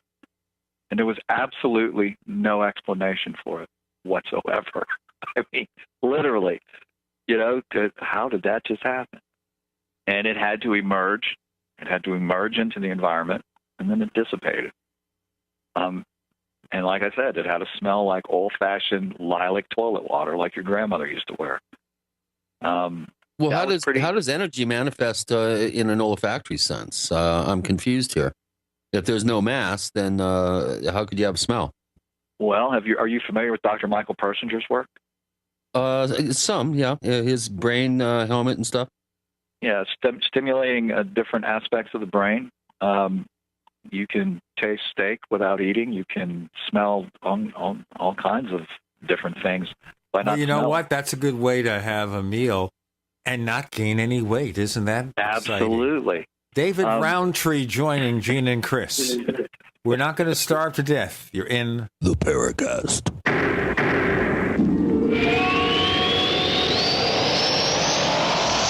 Are you tired of searching for great talk radio? Something more important. Search no more.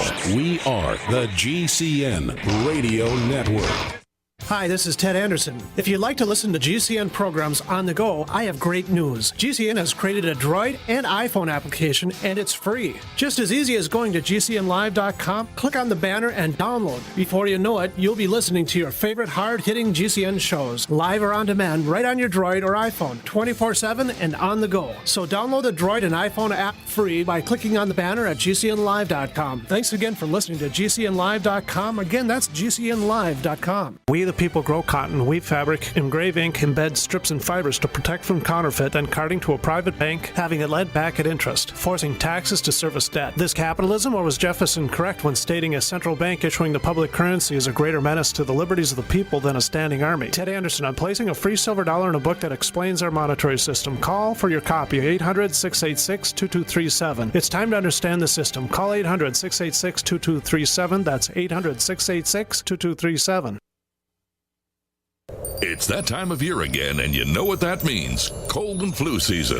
But don't worry, herbalhealer.com has you and your loved ones covered with our safe and natural products. Cold and flu fighters like beta-glucans, olive leaf antiviral capsules, grapefruit seed extract, HHA 4-herb capsules, elderberry power, and respirate. And don't forget about oregacillin for the lungs, normally $34.95, on sale now for only $25. Vitamin D3 120-count soft gels, only $9. Whole body and homeopathic detoxes for the lungs, kidneys, liver, lymph, and brain. Normally $26.95, now just $20. Herbalhealer.com also offers correspondence courses to teach you how to handle your health naturally. And as always, new customers get a free 128-page catalog with your order. Visit herbalhealer.com and click the Winter Specials button to save on our natural cold and flu-fighting products. Herbalhealer.com, healing the world with nature, one person at a time, since 1988.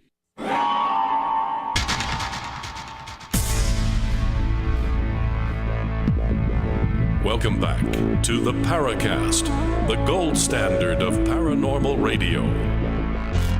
And now, here's Gene Steinberg.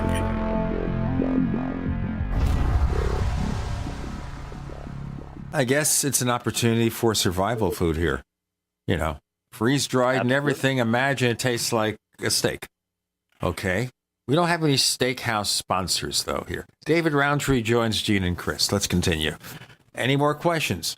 There's a few. I think we've answered some. But Jimmy H., our more skeptical, one of our more skeptical members of the forum.theparacast.com, has some questions. And I mean, he says, why do you believe that electrical and barometric tools can detect ghosts and such? I think we've kind of answered that I think ghosts, again, is a loaded word. I think you've done a good job, David, in explaining, your particular theories when it comes to these things, that we're dealing with something, a localized manifestation of something non-local, basically. He also wants to know, do paranormal phenomena affect our power grids and barometers? If so, can we find the effects, but not the cause, described in common scientific or engineering literature? That's an odd question. We do know that it can affect electronics because EMF affects electronics. Yeah. There's this whole thing about how EMF can affect electronics. It's one of the things that we guard data against. For an EMF pulse from a nuclear explosion, for example. EMF does affect electronic equipment. It does affect data storage. It affects a lot of things. So if EMF is emerging into the environment as part of the paranormal phenomena, then certainly that's an issue. It could also be an issue as to what people experience by stimulating their brain with a certain frequency of EMF to experience that, which brings back another question: how much of it is a human experience or the human interaction based on stimulation, and how much of or it interpretation is of interpretation as a result. It's a complex thing. Yeah. Jimmy wants to also know, do you often have botched readings because of your own interaction with your tools, or because of weather changes and so forth? And what natural sources have you identified that actually interfere with your readings, besides obviously the 60 cycle, cloak that we all live under here in the United States, 50 cycle in Europe? But what are some of the other types of natural and possibly induced factors that you have to guard against? See, a lot of people aren't understanding what I do. I can tell from the questions. We're looking at every aspect of the environment. We're not just looking at 60 hertz. We're looking at a full spectrum of stuff. So when something occurs that's untoward, it becomes very obvious very quickly that something is going on that's weird.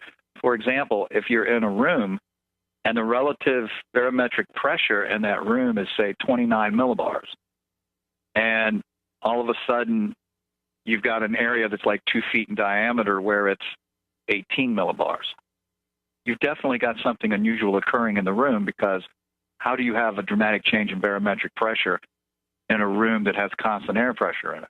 Right. Sounds like a mini hurricane. It's almost like something just opened up and there's a little vacuum there that's sucking in the air.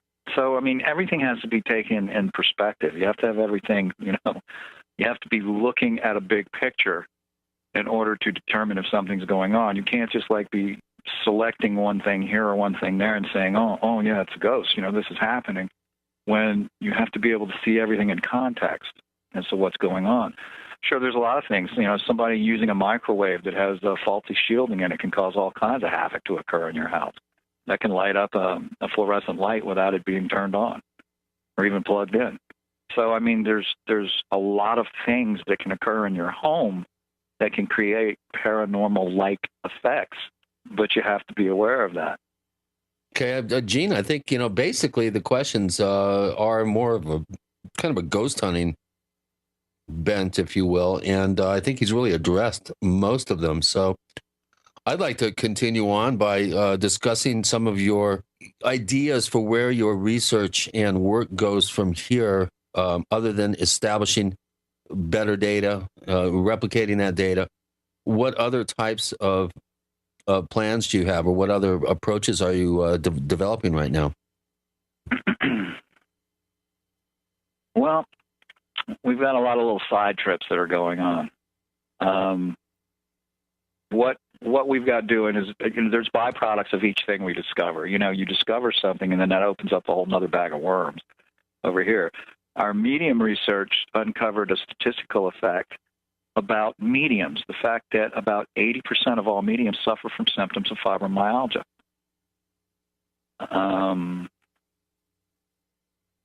That led to, is the fibromyalgia actually a disease with them, or is it a symptom of the energy that they're taking on and its effect on their central nervous system? Which led to a whole different series of studies where we were literally coming up with these therapies to experiment with people to give them pain relief, or to give them, temporary, relief from what they were experiencing. And that is a byproduct of studying the medium mechanic. So we're playing with that just because we have so many people that are supporting with us and being our guinea pigs and stuff, that are wanting some kind of relief from this stuff. And so we're doing that kind of to help them. But it's interesting and fascinating research as well. And we're starting to work with a neurologist on it to get some medical, like supervision over what we're doing with it. But it looks very promising because we're using low-frequency EMF to literally reset the neural transmitters and receptors, which is kind of cool. That's going on. And then we're, of course, going further into this whole trying to prove that wormholes are indeed real and that that's what we're dealing with. That's a byproduct of it. And then we're also working on, trying to determine the mechanic of psychometry, where objects may have information on them that mediums are able to, or psychics are able to pick up, which there certainly seems to be a great deal of anecdotal evidence indicating there's something to that. We want to capture the information. We want to say, okay, what does the energy look like? What is it? How can we capture it? How can we prove that there's energy on this item? Okay, so if mediums have a certain condition, 80% of them have that condition. Does that mean if you're looking for mediums, you check people with that condition? Well, see, that's interesting because what my particular instance is I haven't met anyone yet with fibromyalgia that didn't have some kind of gift. I'm sure that there are some out there. I just haven't had a chance to measure any or to have them there, because it may very well be that what we're dealing with would be universal in its scope to anyone who had fibromyalgia or had the symptoms of it. What about other conditions? Any other conditions might be traced to someone who has these supposed abilities? Well, there's it's a good question. Working with mediums, there's different types of gifts that people have. It's amazing. There's people that are empathic, that literally feel what everyone in the room is thinking, which would probably drive me crazy. There are people who are psychic. I believe everybody's psychic. I believe all psychic ability is enhanced intuition. And I believe as such, all of us are capable of developing it. Mediumship is something else. I think there's physiological differences involved in the individuals, probably genetic in nature, which allows them to do what they do. And then there's some individuals that have all of these capabilities. And they must really have a tortured life. To go through having all of these abilities. And my ex-fiance was one of those people who had all of those abilities. You just can't turn it off. So it can put you in bed for several days. So there's all sorts of things that are going on because these people are sensitive to energy. They're sensitive to a specific kind of energy. They may do 4 or 5 readings and never have a problem, but then they may do a reading on one person and it puts them in bed for 2 days because that person's biofield was maybe not in phase with their own biofield, and they took on that energy as a surface charge on their body, and they can't function now. So there's all sorts of little idiosyncrasies involved, and I can't even tell you what all they're going to be because we're just starting to explore this. I mean, it's just something that we're just finding out about and going, wow, this is interesting. Yeah, it's a brave new world. Yeah, exactly. I've been in a situation where 4 people were adversely impacted by some form of energy phenomenon that occurred. And by the way, if you have a comment or a question about the Paracast, do write us. news@theparacast.com. Once again, that's news@theparacast.com. David Rountree joins Gene and Chris. You're in the Paracast.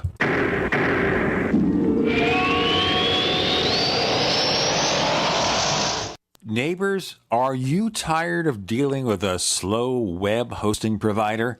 Well, check out A2 Hosting and their screaming fast Swift server platform. They even have SSDs that load pages 300% faster than the competition. Ready to give your site a speed boost? Well, tell you what, neighbors, head on over to a2hosting.com. That's A2, that's number 2, a2hosting.com. Check out their Prime hosting account. And get this, neighbors, they're even giving you an exclusive 25% off discount for all our listeners. 25%.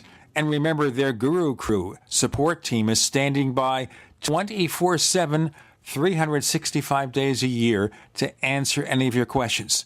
Now, to get the discount, use the coupon code GENE when you check out. Do you know how much the dollar has lost in its value against other currencies in the last 90 days? Ever think about how inflation will change your life, your savings, your retirement plans? Remember inflation in Zimbabwe, Argentina, the Weimar Republic?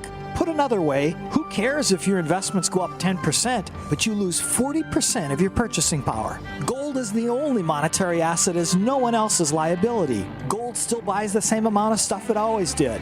Gold does not require trust in a third party. You can possess it in your hand. You can take it with you. Gold is real money. Gold is honest money.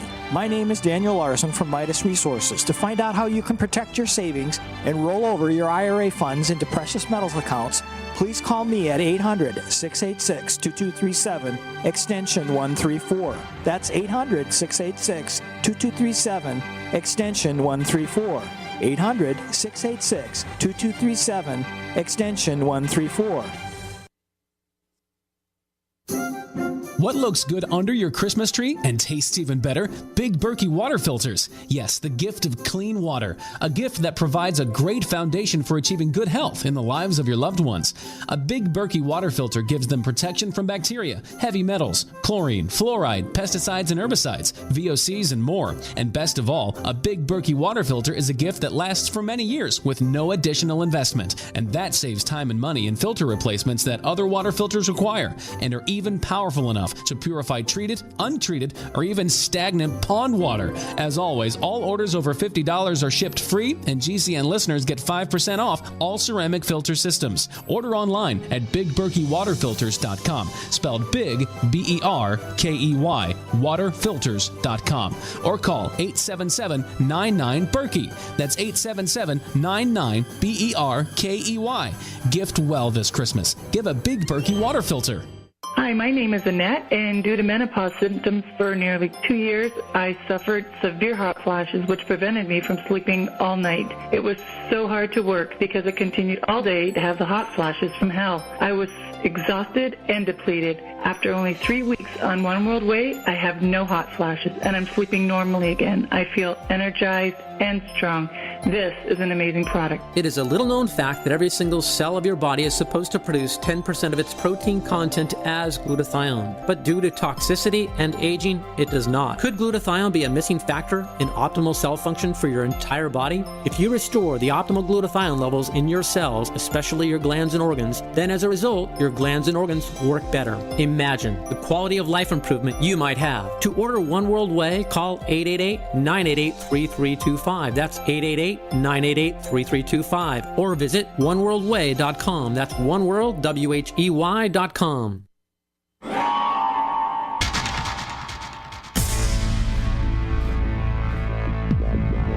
Welcome back to the Paracast, the gold standard of paranormal radio. And now, here's Gene Steinberg.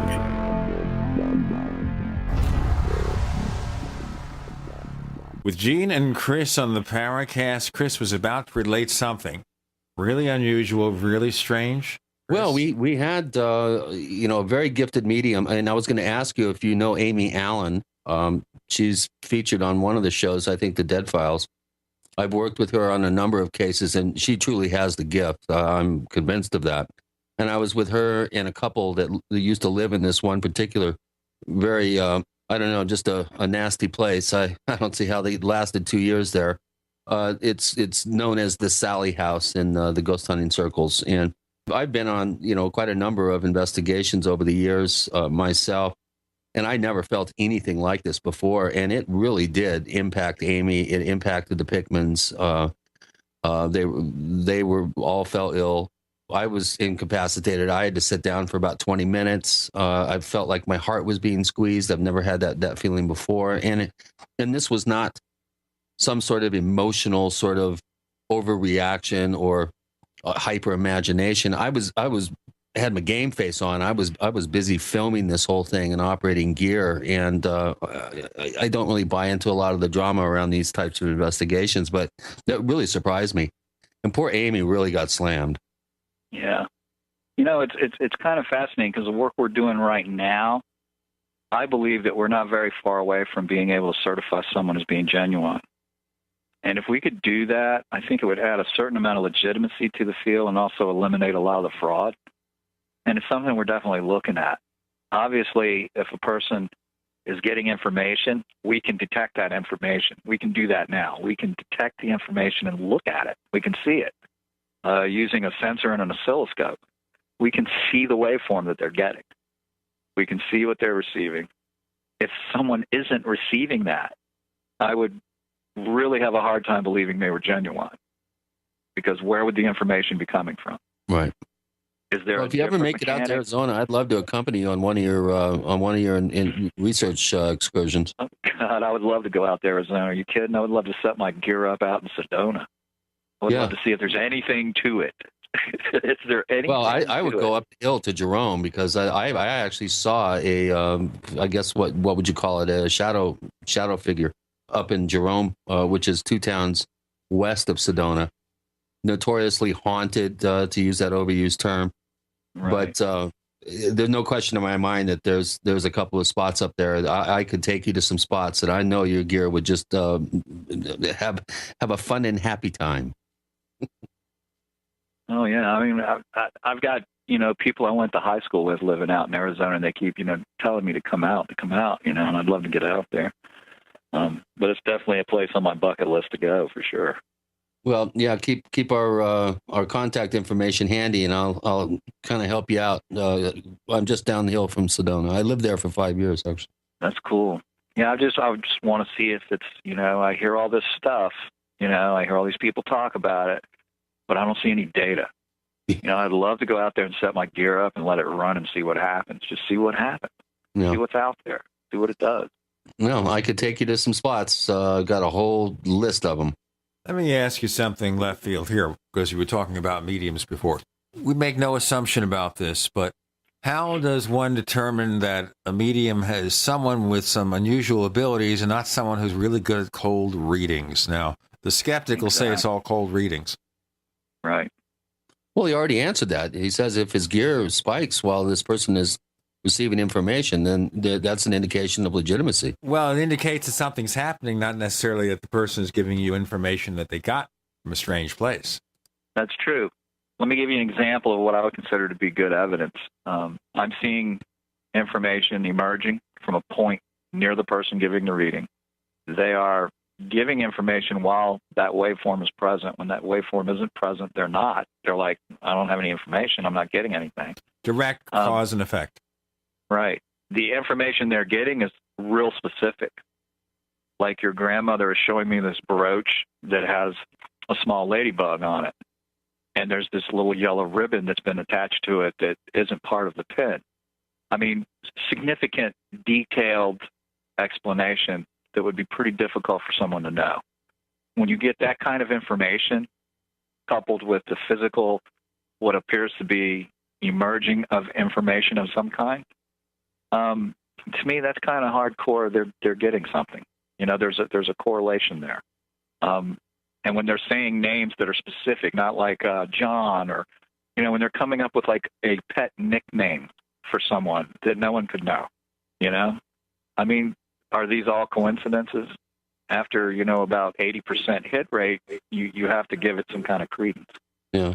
Okay, so if we're talking about a medium with an 80% hit rate, and of course, Chris, you've already mentioned one, and I'd like to see that person on the Paracast, by the way. Let's put the person to the test. Who else do you think out there, among all the people who claim to have these abilities, has an 80% or better hit rate? The ghost of Sylvia Brown. May I please regurgitate off the air? Thank you. I'm not buying that one. But I have worked with mediums that do have a fairly high hit rate. And like anything else, they have good days, they have bad days. I mean, it's just like, remember when we had TVs with rabbit ears? Sometimes we get snow and sometimes we get a good program. And the same thing, by the way, with satellite radio. If you have satellite radio as I do, one day it's great. The next day it's not. It's not. And you know what? Mediums suffer from the same thing because they are a receiver of propagating information. So if the conditions aren't ideal for that propagation to occur, the information is not going to be clear. And people don't understand that about this whole medium thing. They think, well, if you're a medium, tell me this. It doesn't work that way. Oftentimes, mediums don't get the information in order. The information is in some kind of random order. So they're just saying things and nothing makes sense. And then all of a sudden, and I've watched this. I watched my fiance do it, and it was amazing. She would start saying all this stuff, and they would go, no, you're really not getting it, no. And then she would say one thing, and then it all fell into place. And they would go, oh, my God. And they'd go, oh, yeah, this. It all made sense. But because it was coming out random and not in order, it made no sense to the person at first until that missing piece put it all together. Now, my fiance had no idea what it meant. She was just repeating information that was coming to her. She had no clue as to what it meant. And her big thing was she wanted, confirmation. She said, don't tell me anything. She says, but after I get done, she says, if I have something, she says, I need confirmation on it so I know I'm getting the right information. And she would never ask questions. She would put something out, and if the person acknowledged it was a hit, she would tell the person, don't tell me anything else. Let me give you what I'm getting then. And she would continue to give everything out, and then after she would finish, then they would sit there and discuss further back and forth, and even more information would then come out. So she would always come in, and when she would start talking with them, she would tell them not to tell her stuff. She would say, don't tell me things. Let me say what I'm going to say, and then after I finish with the information, then you tell me what part of it makes sense to you and whatever. We'll find more of what makes sense or not coming up next with David Rountree, with Gene and Chris. You're in the Paracast.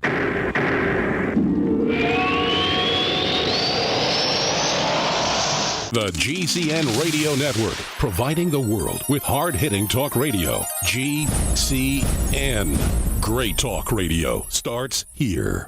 Graphic Converter is the image manipulation tool for the rest of us. It does not use any database. You get full control of all your files. Want to view the images of a folder? Drag it into Graphic Converter, and a powerful browser opens up to show your image files. You could use it for slideshows. You could use it to import images from digital cameras or from scanners. Need to do some image editing? You can do that too in Graphic Converter. Also print catalogs. Convert from so many formats I can't even list them. Download now to see if Graphic Converter is good for you, like 1.5 million other users. Guess what? You could save money when you buy Graphic Converter. Use the coupon code Night Owl. Use the coupon code Night Owl to get a special price for Graphic Converter. Go to lemkesoft.com. That's LEMKEsoft.com. lemkesoft.com. LEMKEsoft.com.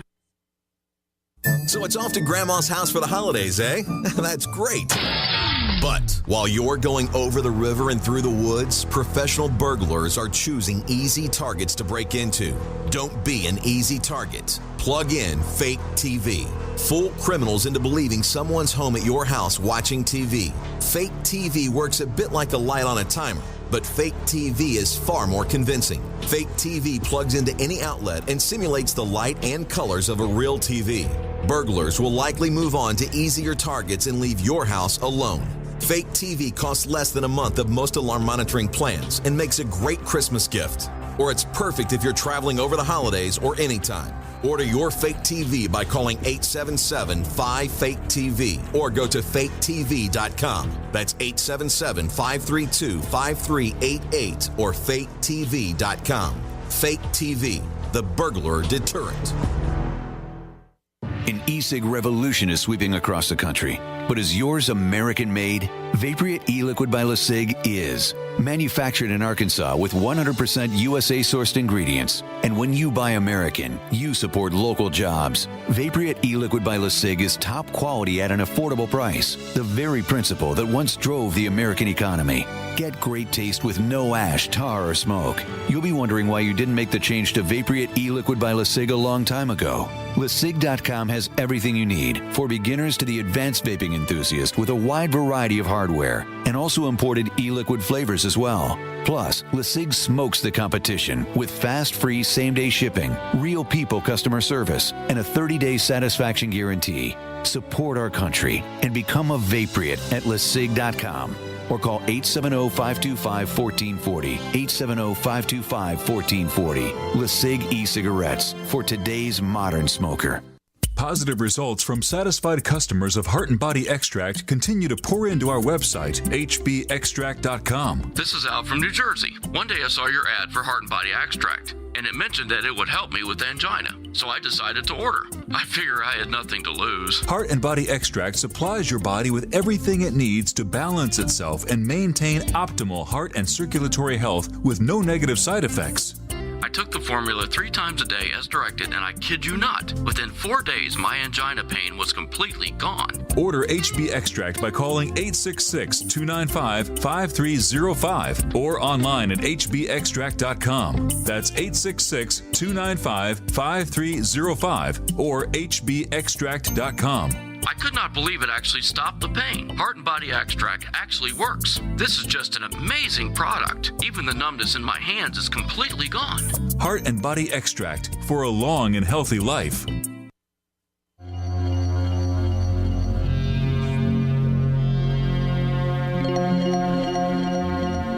Hi, my name is Richard Dolan. You're listening to the Paracast.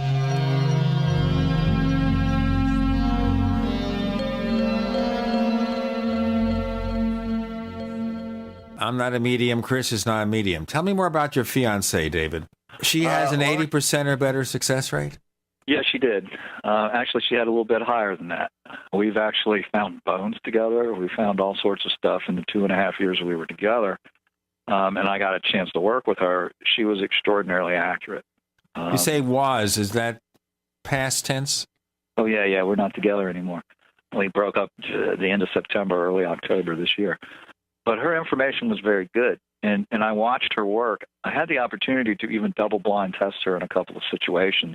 For example, I was doing an investigation locally here at a university of a very famous murder case that took place, back in 1886. And I didn't tell her anything about it. I just said I was doing an investigation. For 2 weeks prior to the investigation, she said, I keep dreaming about this old-fashioned kitchen. And I'm like, well, explain the dream to me. And she said, it's a big kitchen. It's got this old, wood cook stove that, is for cooking lots of food. And she started describing what the 1800s kitchen of this college would have looked like back in the time that it was in existence, before she knew anything about it was a college or where it was or anything. She started getting that information. And she said, do you know anything about it? And I said, of course, no. I was lying through my teeth. I said, no, I don't know anything about that. The night that I did the investigation, she started describing the building to me. Well, the building didn't look anything at all like what she was describing. But it turns out the building she was describing burned to the ground in 1899. And the building that was there in its place was built and finished in 1901. So the actual building that took place when the murder committed wasn't there anymore. Didn't look anything like the building that was there, today. So she was literally describing the building and the condition as it was in 1886. And she started describing a lot of things that had to be historically researched after the fact to determine in that case. And then she spent 4 actual on-site visits here. And we've got videos on YouTube about those investigations and what she found during those investigations. So that's an entertaining thing to watch. Just, Google David Rountree in YouTube, and you'll come up with my YouTube page. But we have a lot of video on there of the work that we did together in the last 2.5 years. She was very accurate. The information she came up, the problem that I saw with her was interpretation of her information. The mistakes that she made weren't mistakes in accuracy. They were mistakes in interpreting it. For example, there was a missing persons case in Wisconsin that she worked on. She saw in her mind a black dog, and she kept thinking Black Dog Lake, and she said it looked like a black German Shepherd. Well, the body was found on Shepherd Road. So there's imagery involved, in the interpretation of that imagery is where a lot of the disconnects were occurring with her. But still, even with disconnects, she was hitting around 85, 90%. Okay, but this is not an ability she could turn on and off. No. She had it constantly. Okay, Weird. She had it constantly. So is she someone who would be willing to be put up in front of the public for public abuse or whatever? Or you're not in touch with her anymore because of the relationship thing? Yeah, right. I mean, that'd be something you'd have to take up with her. Boy, it's tough being in a relationship with someone that's that sensitive. Oh, tell me about it, because they know when you're telling them a lie. They also know when the relationship is over and you don't. Yeah, exactly. That was the other problem. Well, I guess I got lucky, David. I almost had a psychic wife, but she left before we met. Well, that's good. I wish that would have happened to me. She knew that it wouldn't work. Yeah, I wish that would have happened to me. But I did get a lot of good data in that 2.5 years, so I really can't complain. Well, maybe we have some talented mediums out there in the audience. We're taping this ahead of time, so if anybody has real talent and skill and you believe in psychokinesis, raise my hand right now. Right, there you go. That's right. Or kick me. Kick me. Kick him in the head. You slap him in the head like this. Like that. Yep. Anyway. And don't hit him in a certain part of his mouth where he had a bad tooth. He had to have a tooth removed. Yeah, that's right. Boy. Don't knock my partial out. That's right. Please. We can't have that kind of violence. But seriously speaking, I would love to see a medium on the show and put them through their paces and see what happens. And I'm not coming into it with belief or disbelief. And I don't want someone who says I can't perform because we have skeptics in the room. That's not true either. I mean, that's a bogus thing too. She's had people that came up to her at shows that we were doing when we were doing conferences and I was speaking. She had a person literally that came in and said, I want you to give me a reading about my son and my mother. And Tracy sat there for a few minutes and she said, I'm not getting anything. The woman tried to pay her and she says, no. She says, I'm not taking your money. She said, I didn't get anything. Later, the woman came up to her and apologized to her and she says, yeah, my mother and my son are still alive. And Tracy was pissed. She said, why did you ask that? She said, well, I wanted to make sure that you were real. And she said, Tracy told her, she said, well, I can understand why you would do that. She said, but why don't you just ask me a question that you know the answer to about someone who's dead and let me get it that way? She said, don't you think that would be a better test than that's dirty pool. Sit here and make me think and try to contact someone who isn't there? So she was pretty pissed about it. But she has had people test her. She has had people try to set her up and try to fool her. But really, she gets her information. I mean, and she puts it out, and she doesn't, she tells people what she gets. And half the time, she doesn't get any money for it. She just tells people stuff. So there's not a greed motivating factor in it. What about the other half of the time when she does get paid for it? Well, I mean, I had to, make her take money for it because what happens is she gets sick doing it. And then she can't function for 2 or 3 days. And I said, she used to get she finally started charging $25 to do a reading for somebody, which I thought was a fair amount. Because again, like I say, she could do 5 readings and be fine. She could do that 6th reading and be in bed for 2 days and not be able to get out of bed. And I said, people have to understand that it's like anything else. You are using your body resources to do this. It's work. You are working.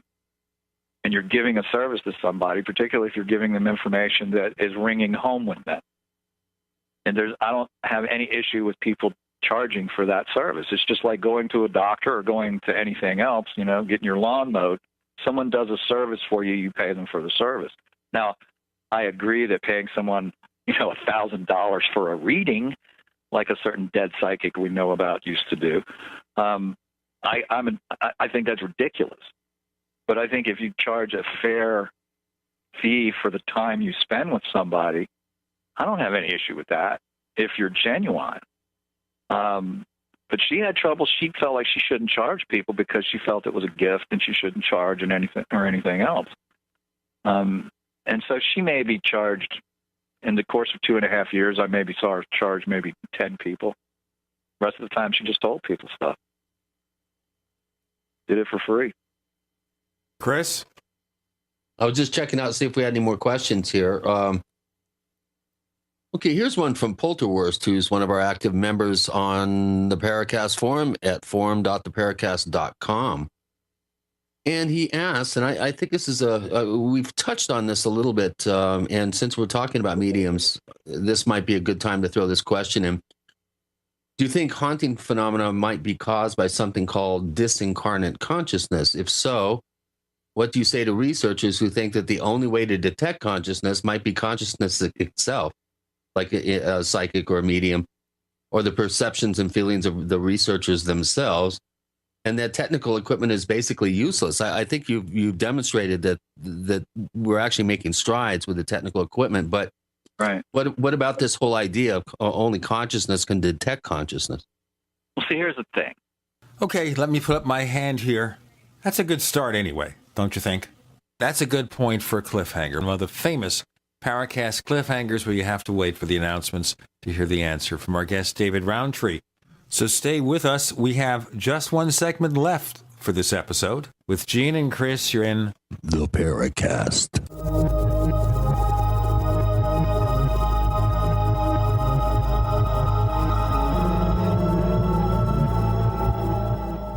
America's #1 source for independent talk radio for over a decade. We are the GCN Radio Network.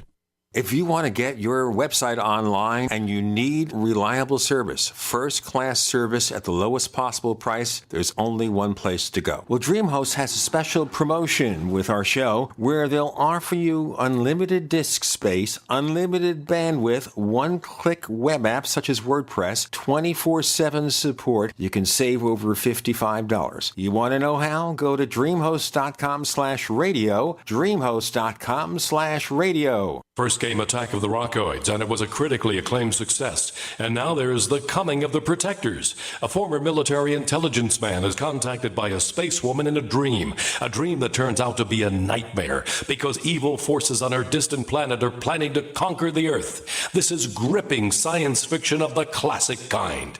Attack of the Rockoids and The Coming of the Protectors. Find out more at rockoids.com. That's Rockoids, ROCKOIDS.com. That's the sound of a .44 Magnum and Trauma Max, a high-tech hybrid Kevlar bulletproof vest from InfidelBodyArmor.com. Will stop it and most pistol rounds. Trauma Max is a major breakthrough in pistol-rated body armor, and prices start at just $170 per insert. More protection, more stopping power, more mobility, and it weighs less than 5 pounds. Get details at InfidelBodyArmor.com. That's INFIDEL-BodyArmor.com. Hi, I'm Ed Krell, CEO of Destination Maternity. We proudly support the March of Dimes work to reduce the rate of premature birth. The numbers have gone down in the past 5 years, but still, nearly 500,000 babies are born too soon in the United States each year. We're helping the March of Dimes fund cutting-edge research and community programs to help more moms have full-term pregnancies and healthy babies. Join us in working together for stronger, healthier babies. Visit marchofdimes.com. We all know that Berkey Water Purification Systems are the most trusted name in water filtration. As an authorized Berkey dealer for over 6 years and serving thousands of satisfied customers, the Berkey Guy offers amazing specials for Berkey Water Filtration Systems. The Berkey Light Systems include a set of self-sterilizing and recleanable black purification elements that purify water by removing chlorine, pathogenic bacteria, cysts, and parasites to non-detectable levels and remove harmful chemicals such as herbicides and pesticides. Order the Berkey Light System today, complete with 2 black Berkey elements for only $231, and the Berkey Guy will ship your order free of charge. With the purchase of a Berkey Light, the Berkey Guy is also offering a set of fluoride and arsenic filters for only $39.99. That's over 30% off the retail price. Call the Berkey Guy at 1-877-886-3653. That's 1-877-886-3653. Or order online at goberkey.com. That's goberkey.com today. You're fired. According to the Small Business Administration, 75% of small businesses plan to eliminate jobs or reduce workers' hours to part-time. You're fired. According to Gallup, the unemployment rate recently jumped to nearly 9%, and the underemployment rate hit a staggering 17.9%. You're fired. 1 out of 3 young adults and 1 out of 2 recent college graduates are underemployed.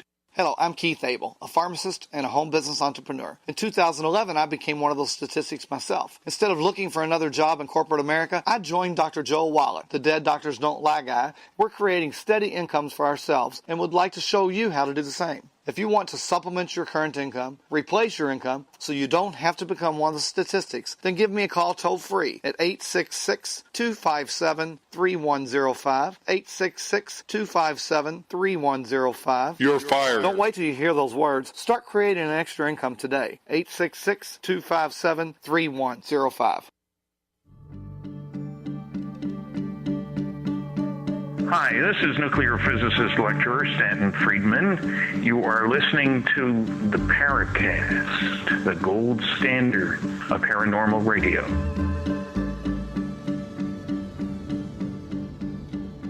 With Gene and Chris in the Paracast, one more segment with David Rountree. And we had one more question from our audience. Christopher posed the question, and David will answer the question. David. Yeah, if we can hear it, feel it, touch it, taste it, smell it, or experience it in any way, it has to follow the laws of physics, okay? No feathery realms, none of that other stuff. It has to follow the laws of physics or we wouldn't experience it, period. Everything leaves a marker. Everything, the consciousness, what is the consciousness? First of all, we have to define what that is. What is the consciousness? Well, it's got to be some kind of energy. It has to be. As such, it's detectable. If we can detect it, then maybe we can get a little more finite answer to this question. We're certainly making strides along that path by developing equipment specifically to look for these signatures. And we have found signatures that are very tantalizing, look almost like a biofield type construct in the way that they propagate. So do I believe it takes consciousness to detect consciousness? I think maybe that's a subjective statement. I think I couldn't answer that part of it. Do I think technology can measure it? Yes, I do. Not only do I think technology can measure it, I think we're getting very close to measuring it. And that being the case, we would be able to define these terms a little bit better in order to answer that question. Because really, to answer that question right now would require a certain amount of speculation. Do we all agree on that? Hello? I don't know. I'll leave that up to you. Yeah, I mean, I personally feel we would have to do some speculating on the final outcome of that to answer that question properly. I believe technology will be able to document and measure it. That's what I believe. Do I believe the consciousness could detect the consciousness? Certainly. We see that in the form of mediumship and everything else. I think it's going to take both of these things married together to offer the final proof of the pudding. Good point. And then maybe we can approach the Randy Foundation and get that $1 million. I don't think there's any chance that he'll ever pay. No, he will never pay it because he's a professional skeptic. He will never believe a paranormal event occurred if one sucked him away to another dimension. Well, careful using the word suck and Randy in the same sentence. Oh, please. The point being here is that he's getting on a little bit in years. And there isn't a lot of time. Yep. And I don't believe that it will ever occur that he would pay out. Because he would always say, well, I can reproduce this, and he could bring in all this different expensive equipment and do a magician's trick and do that. And say, therefore, if I can create it, it's not paranormal. However, sans all the equipment he brings in, the effect occurs. How does he explain it? Yeah, good point. And that's my point. That's my point. Sure, you can reproduce anything in this day and time. However, if you take all the things away that reproduce it and you have it, well, common sense tells you that there's something else going on there. Yeah. And understanding what's going on, I believe, is more important than trying to disprove it going on. Sure, you have to debunk everything. You have to take things apart. You have to debunk them. But on the other hand, you also have to do it objectively. You have to look at it objectively, and you also have to have an open mind and not be convinced of the outcome. Yeah. Well, you don't want to prejudge, but the question I would have, and this is the final segment of the show, folks, and that is, what's the long-term plan, the end game? Where do we take this to get more acceptance from scientists? You're trying to measure everything, quantify it. Where do we take that? God. These are good questions. You guys ask good questions. That's correct. The end game for me would be to have science establish a legitimate investigation into this stuff, to investigate the unexplained instead of explaining the uninvestigated, that would be my end game. If I could get science to seriously look at it again and to seriously take things into consideration, that would be my end game. That would be my perfect end game. If science tomorrow would come and say, okay, we're going to just throw everything we got at this to try to understand it, I would retire because I would have done my job.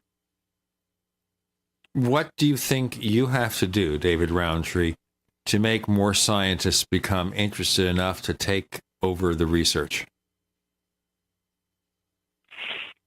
Convince someone that there's something there that they can't explain under the current situation. And replicate data too, ideally.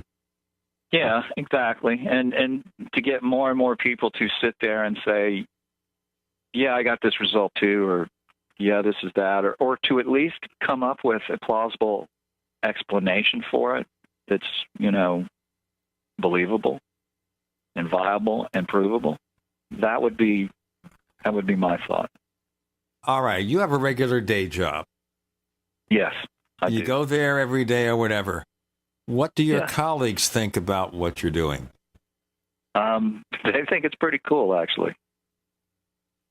They do. They talk to me about all sorts of things, about personal experiences. They tell me friends they know that have weird stuff going on in their homes.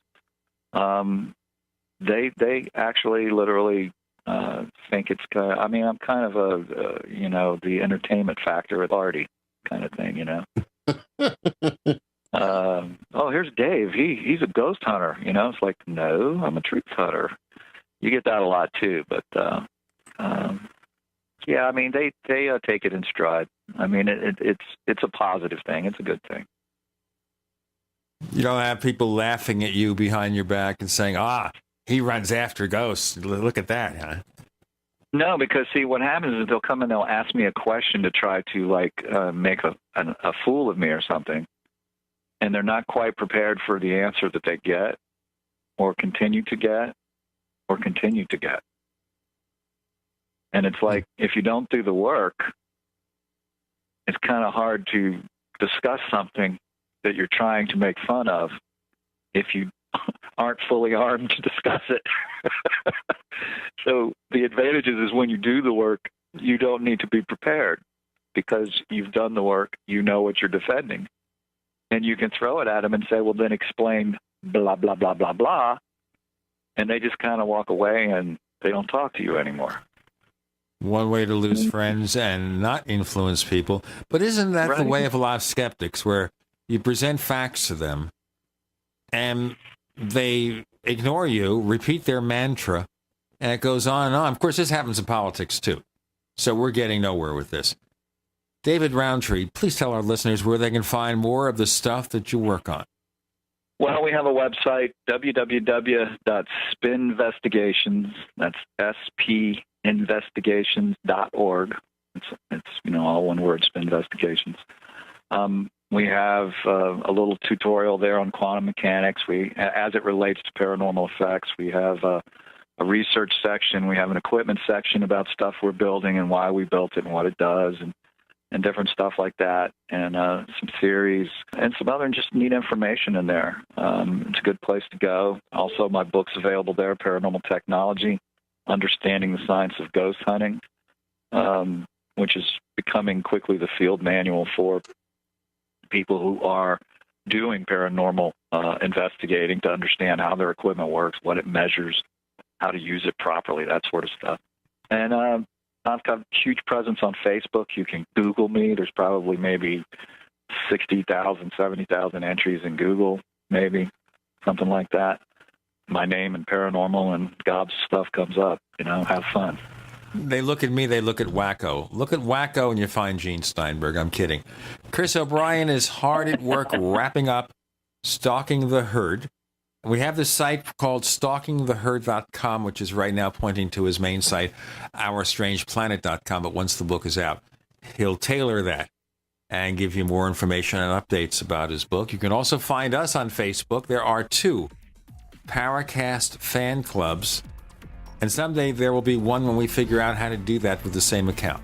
We're also known on Twitter as the Paracast, or if you go to theparacast.com, you can download each and every episode of the show, all the way back to 2006. How about that? David Rountree, thanks for joining us this week on the Paracast. Thanks for having me on. It's always a pleasure, and you guys have the best questions, man. The best.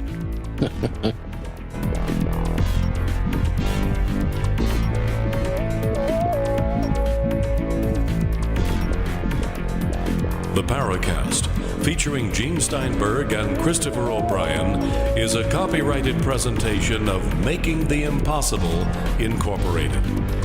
Tune in next week for a new adventure in The Paracast.